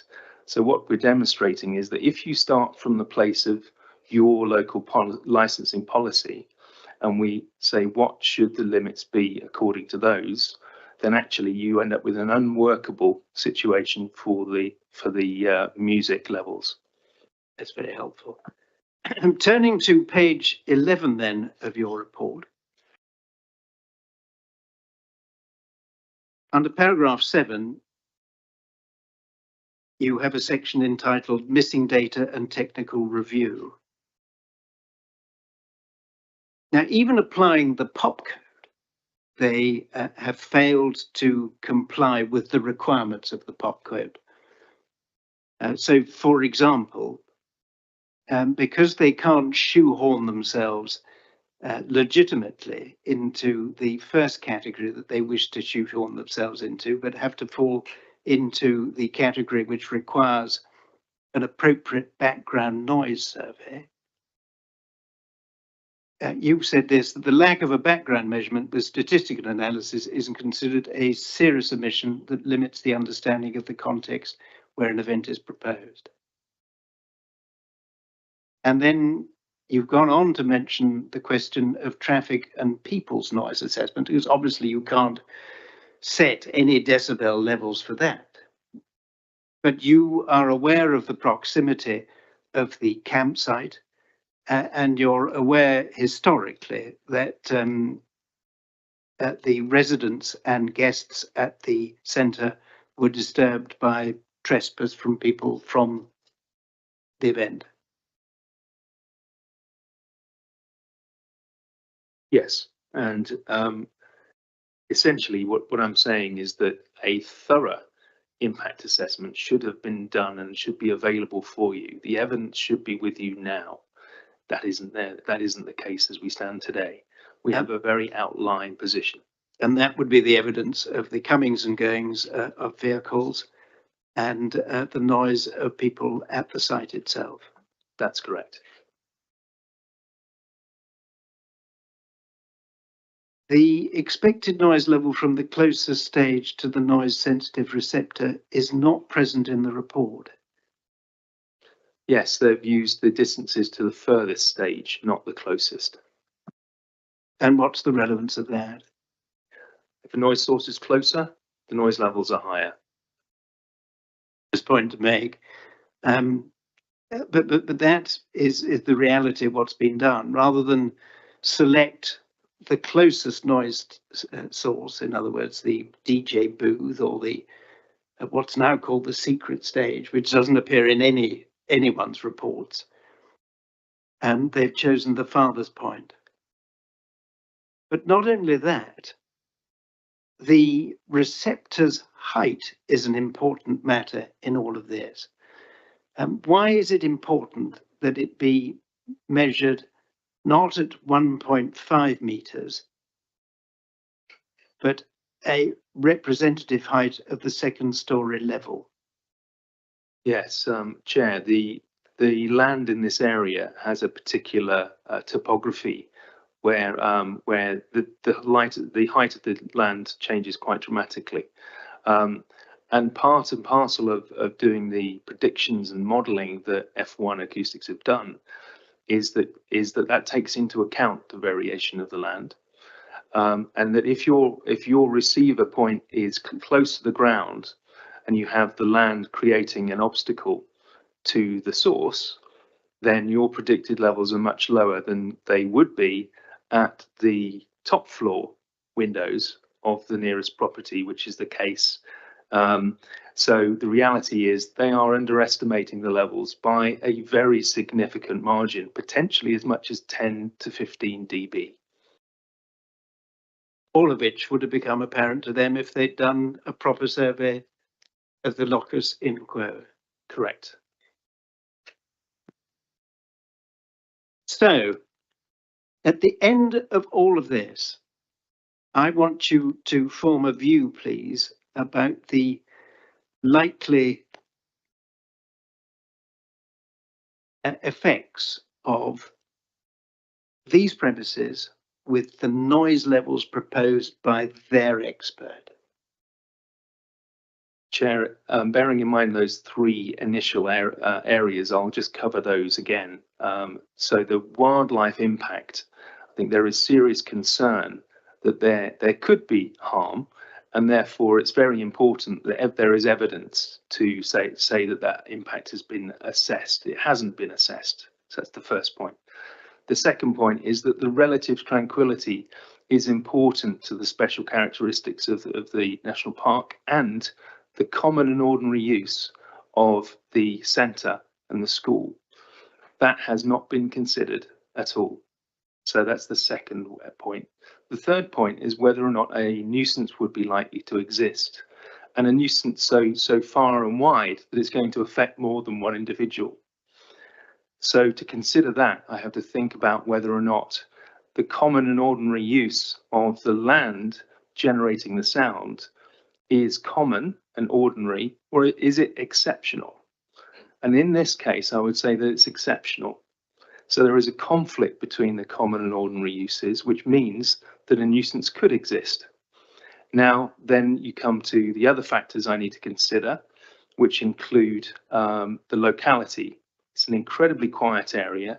There are high levels of noise, including bass, that will exist, that will penetrate glazing even if it's closed, and will result in only in 250 meters away a very serious and substantial impact on the residents in the area and on the use of the land.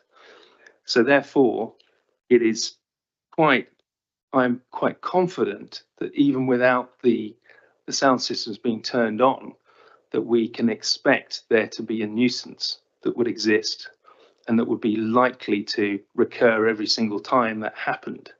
So that would not be a one-off single day.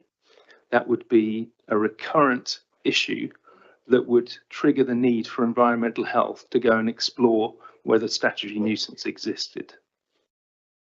Your second from the bottom paragraph in conclusion on page 13 says this: at proposed levels, we conclude that there is a serious risk of the event causing material interference to ordinary use of the land as a retreat and to house overnight accommodation for staff and guests, which could provide sufficient evidence that it would constitute a nuisance in advance of it taking place. Correct. And of course, the licensing objective is to proactively prevent a nuisance from occurring and existing. I don't believe the evidence exists that that has happened. And if you permit it, then a nuisance will result. Now, I was going to leave Mr. Rogers' evidence there, and I'm in the hands of Mr. Lucas. I can tender Mr. Rogers for questions now, and then continue with my presentation, or continue with my presentation and have questions all at the end. Indeed, and Mr. Payne, for the applicant, do you wish at this point questions on the technical expertise of Mr. Rogers here, or would you rather deal with it in the round at the end of everything? I'm happy to deal with things in the round. I've got nothing specific for him at the moment. Thank you. Smashing. Unless you members have questions at this juncture, or indeed whether or not you want to sweep these all up at the end of the submissions on behalf of the foundation.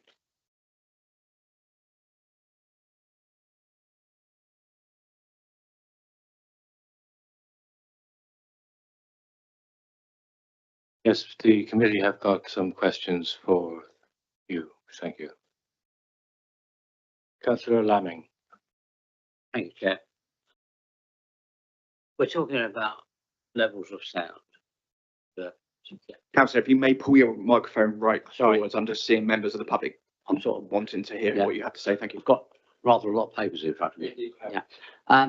We're looking at subjective here. So for a brief comparison for things that we actually know, what are the sound levels that they're proposing compared to what is acceptable at Boomtown? Yes, Councillor, the levels would be quite similar, actually. The remembering, of course, how you perceive sound is relative to what else is going on in the area. So if you're in an incredibly quiet area, the sound that's coming to you at 60, you would have to raise your voice to speak to somebody else a few meters away. And that is, if the music goes off, suddenly you're in an incredibly quiet and tranquil area. So that's what's been proposed during the day. And at night, you would be in a situation where, you remember I said the 30 of the World Health Organization previously, you'd be looking at levels of 45 outside, or 40 thereabouts, 40 to 45, which would be very noticeable in bedrooms. The bass beat would be incredibly intrusive, and it would be unlikely people would be able to sleep. And the second point is, how close is the boundary of this to the centre? And what would you expect to be the normal noise generated by people on that area without music? Yes, that's a good point.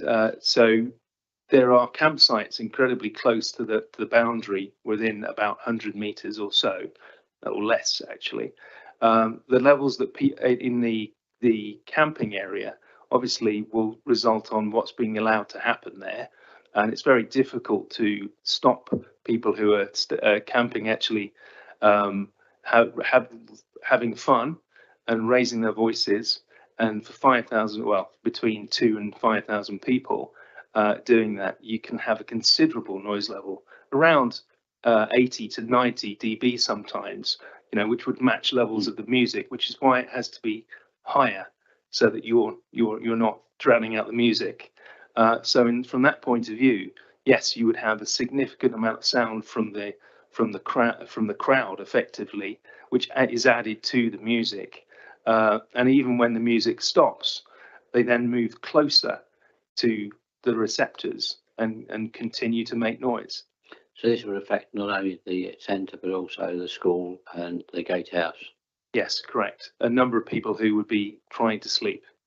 Thank you. I'm looking at page 20 of your report, which contains a site location and context, which perhaps puts it into perspective. The distance to the night stage being 350 meters and the distance to the day stage being 260 meters. And whilst the school is empty during August, during July, there's staff accommodation on the roof of the school, on the top floors of the school, and staff accommodation obviously at the Krishna Murti Centre and its guest suites, which are all contained in that building. Yes, and they're 8 meters high, which is why the prediction's so important.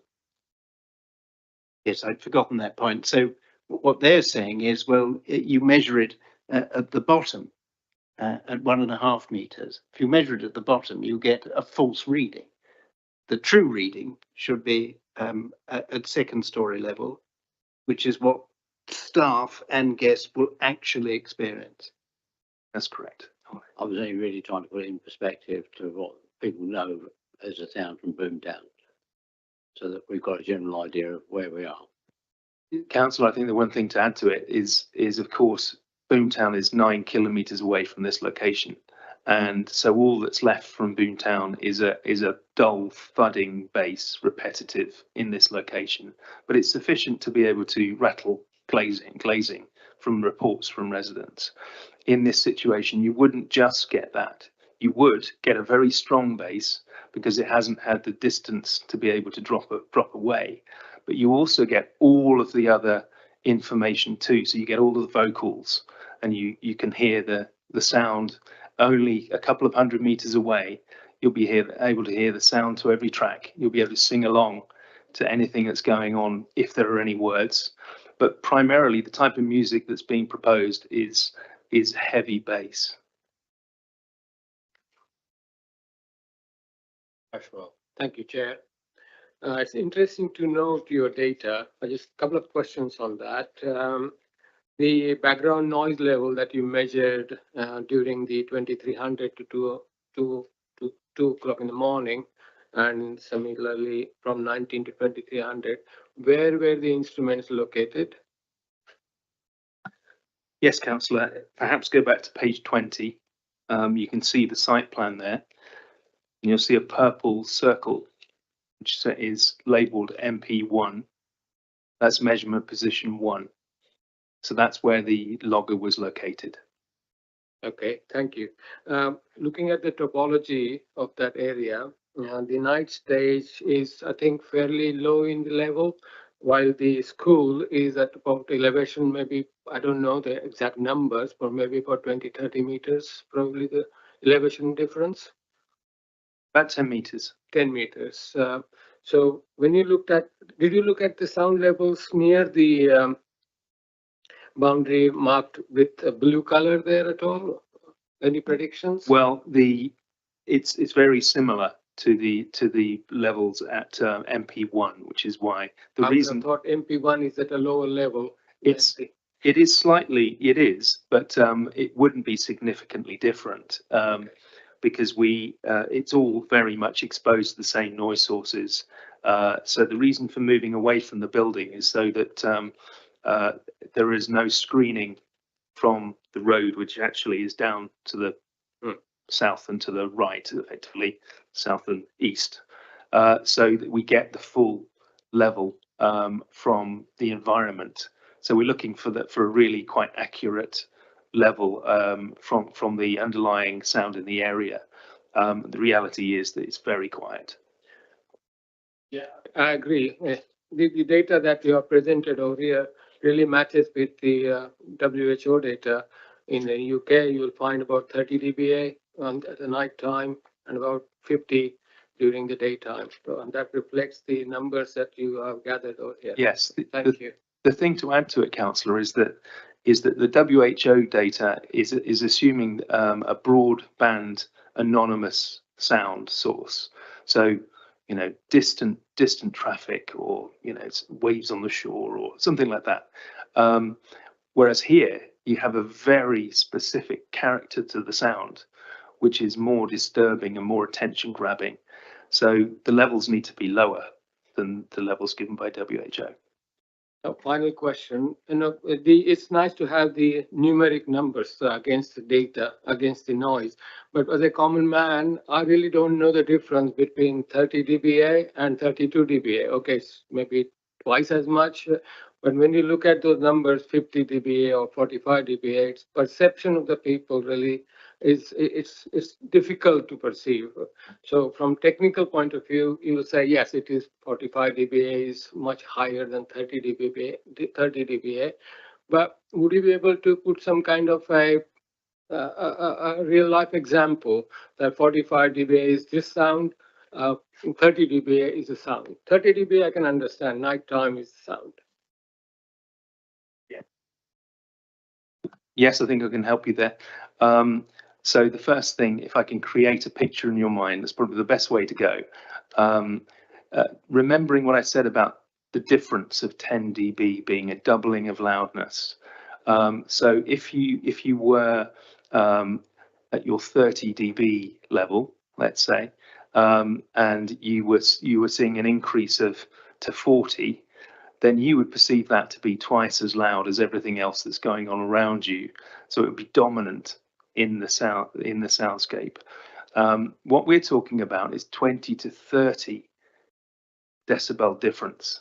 So it's sort of 3 times the doubling of loudness. So to a point where you will perceive that to be, I can't possibly ignore that, to a point where it's so intrusive that it would materially interfere with anything you're doing. If you're trying to talk to somebody, you would be constantly aware of what's happening.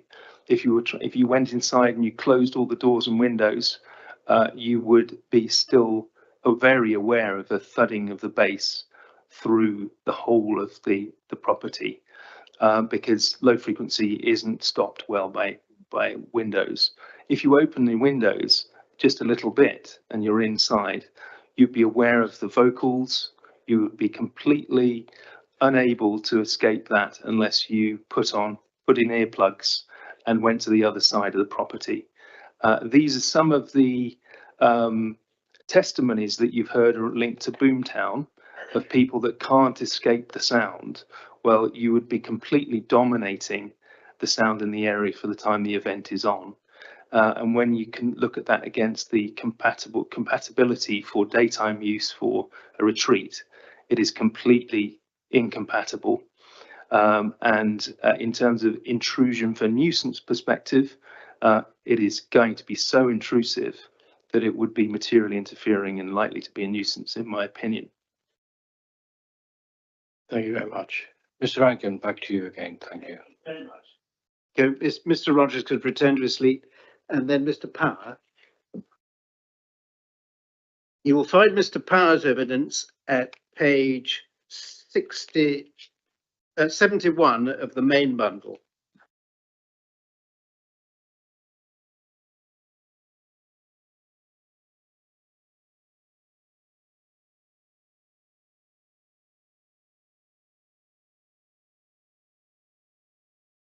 So, Mr. Power, who are you and where do you live?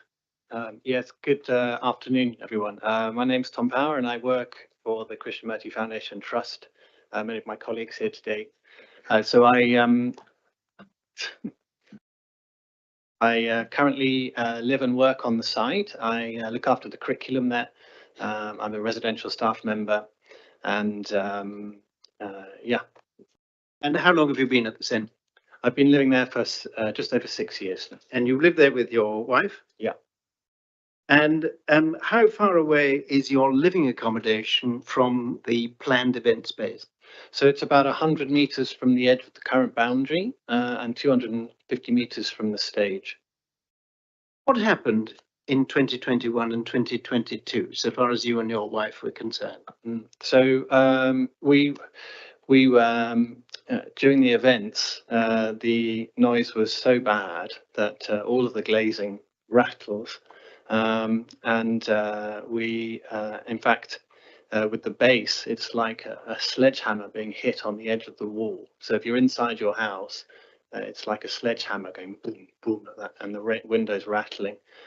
We also had problems with members of the festival, revelers from the festival coming up the drive onto our site and having to be sort of defended and pushed back into the festival site, which was obviously very disturbing for everyone. Was this just one or two incidences or a number of them? There's a number of them during both events, yeah. There were mentions made in your representation about other behaviours of the revellers. There was mention made of carving of trees. It's something we were concerned about. We didn't see any evidence of it, but we were worried about it. I mean, for us particularly, we're worried about the expansion of the plan from 200, 500, 600, now 2,000, 3,000. The gents were saying also plans for up to 5,000 people. So it was clearly a concern for us, looking after as custodians of the site. The ancient, the Great Two Park land, the particular arboretum there, the Grove for us, which is quite a special place. Can you talk me through the Grove? What's that? So the Grove is an old arboretum that sits on a patch of clay that comes down through the downs, and it's a place where the soil is slightly more acidic, so it supports quite interesting plants and trees, particularly a group of sequoia trees there, and some rhododendron bushes. It's a place the founder of our trust and the school, Krishnamurti, used to walk, and he spoke very passionately and clearly about, and it's part of the allure of the place. Many people who come to stay with us at the centre, they come because of his personal relationship with the place and his writings, particularly in his diaries. So it's a very special place for us. Was the Grove the subject of trespass in the past? We think it might have been, yeah. That we've seen Instagram posts where there's a sort of again reference of this secret stage in the Grove. So we can only assume that that's trespass from the festival into the Grove. We know that some of our alumni who have left the school will be encouraged to come back to the festival, and they may feel entitled perhaps to trespass. It's not something that we can really support. Now, insofar as the guests are concerned, I've opened our case on the basis that this is a foundation with an international reputation. And you're faced with this dilemma. You've got Mr. Bolton and his son saying, well, we want to raise money for a charity. They also clearly have a commercial interest in running these premises, which they've been quite candid about. And you have people that come on a repeat basis, as there have been over the years since the centre has been open since 1987, come to your premises specifically for its tranquility and solitude and quietness. Now, this is the dilemma that you face. But what happened so far as your guests were concerned and members of staff were concerned in 2021 and 2022? Well, it's very difficult, as I'm sure you can imagine, councillors, that we are running a space. We're established with the support of the wider community, the Krishnamurti community. Krishnamurti chose this site in long consultation over a number of sites across Europe because of its tranquility, its beauty, particularly its trees.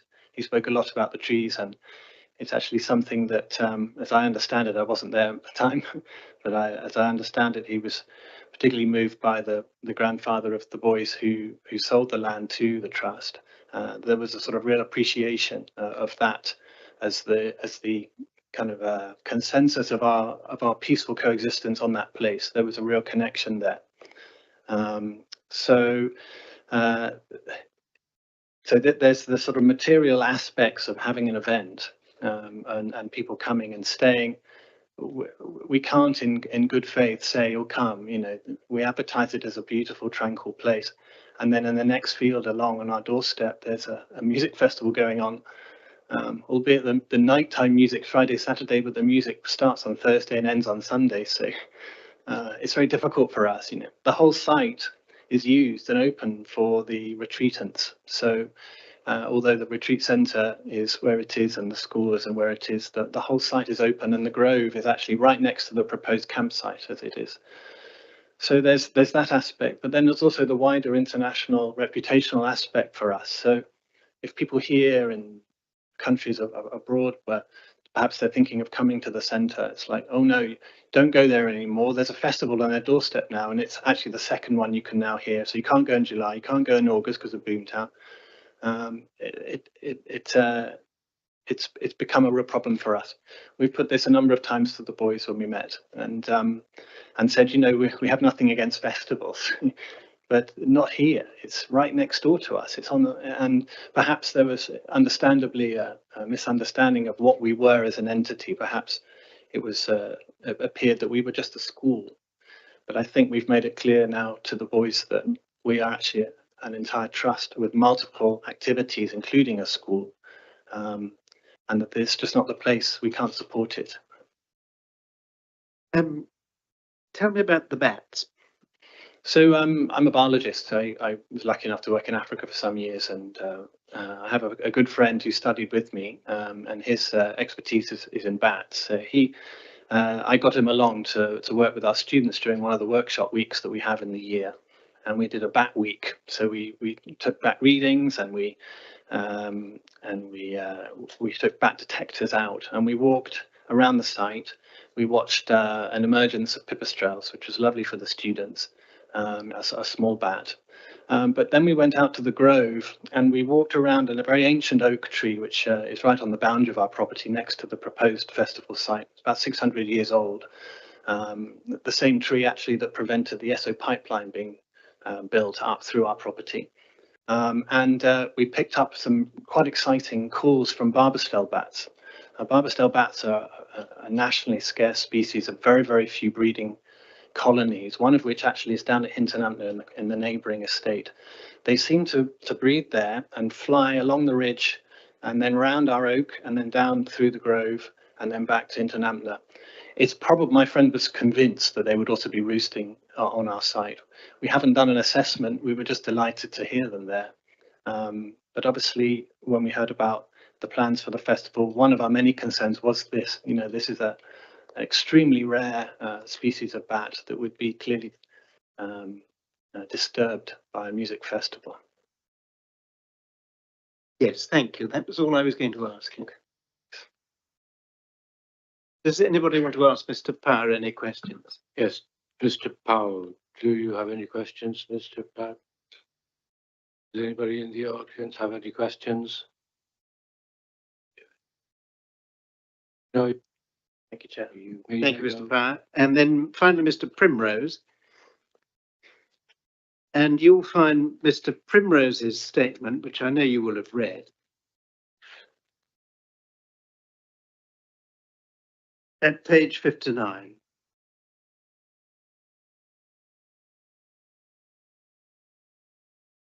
So, Mr. Primrose, tell us who you are, please. Yes, hello. I'm a trustee of the Krishnamurti Foundation Trust. I've been a trustee for 12 years and had worked at Brockwood between 1977 and 1993 as head gardener there. So you know the area extremely well. I know the area well, yes, and am quite concerned about this proposed development for many of the reasons that have already been stated. Well, without being too repetitious, were you present at the trust in 2021 and 2022 when the previous events were held? I wasn't, no. Insofar then as your concerns for the future and the presentation that has been made by Mr. Payne, you talk about at page 60 in the report a number of matters that concern you. The first is the history of the place and one can understand why you are so closely tied to it.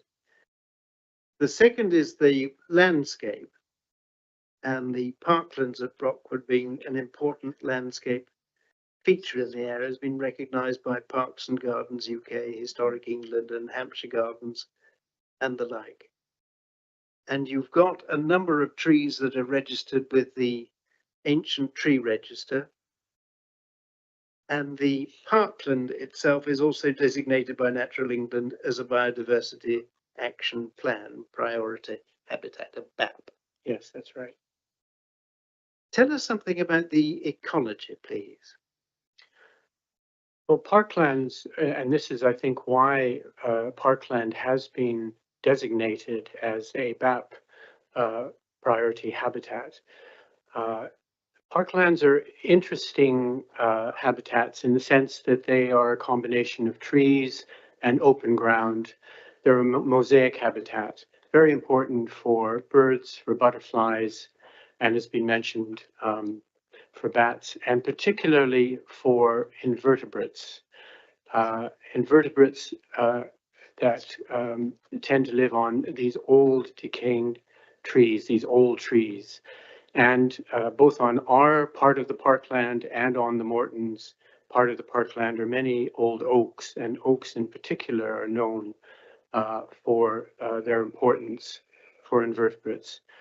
The other thing I was concerned about with the proposal is the fact that a lot of these old ancient trees, for instance, our cedars of Lebanon that were planted on our land, and I presume were planted, some of them were planted as well on the Morton land, have been dated to 1800.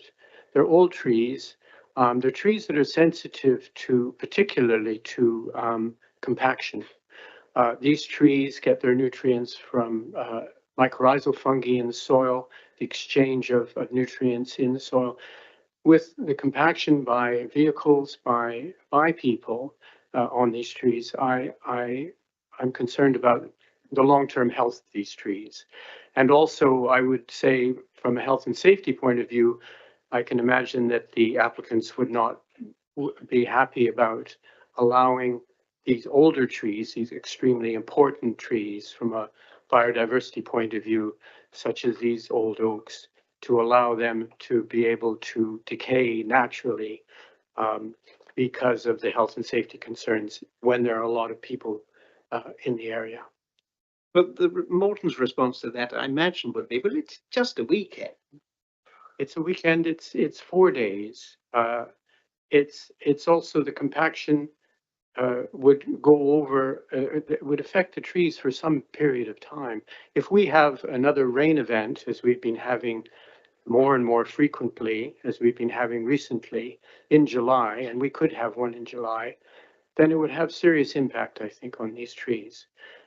This is an important habitat. I think it needs to be protected. What then about disruption to wildlife? Because we've heard Tom talk about the bats, so we know they're there. We know that they're there. What else is there? Well, with oak trees, they're well known for purple emperor butterflies, which again are a very rare tree, and particularly to oak trees. We have in these decaying old trees these chafer beetles, which again are a very rare species. These species, again, are associated with these old decaying trees, and it's those that I have concern. We know that the female Barbastelle pup gives birth in July to 1 or 2 pups, precisely at the moment that the Mortons wish to run their festival. How long does it take after an event such as that for the wildlife to recover, in your view? Yes, well, it would depend on the species. Obviously, birds, for instance, we've detected recently some firecrests around Brockwood, again, another protected species. I would imagine that many of these species would vacate the site for some time, possibly come back again. It's hard to know. I think it depends on whether the species has the is situated at the site, whether they're resident there or whether they're just visiting the site. Some of the birds may be visiting the site, some may be resident. The residents certainly would be affected. Now, you've included Mr. with your, Mr. Rankin, sorry to interrupt you. We're just after 1 o'clock at the moment, so I'm going to call a lunch break. If you wish to come back after lunch, we can continue this. I've only got about 5 minutes more, but I'm very happy to stop now. Please stop now, yeah. I will. Comfort break as well. So we'll reconvene at 2:30.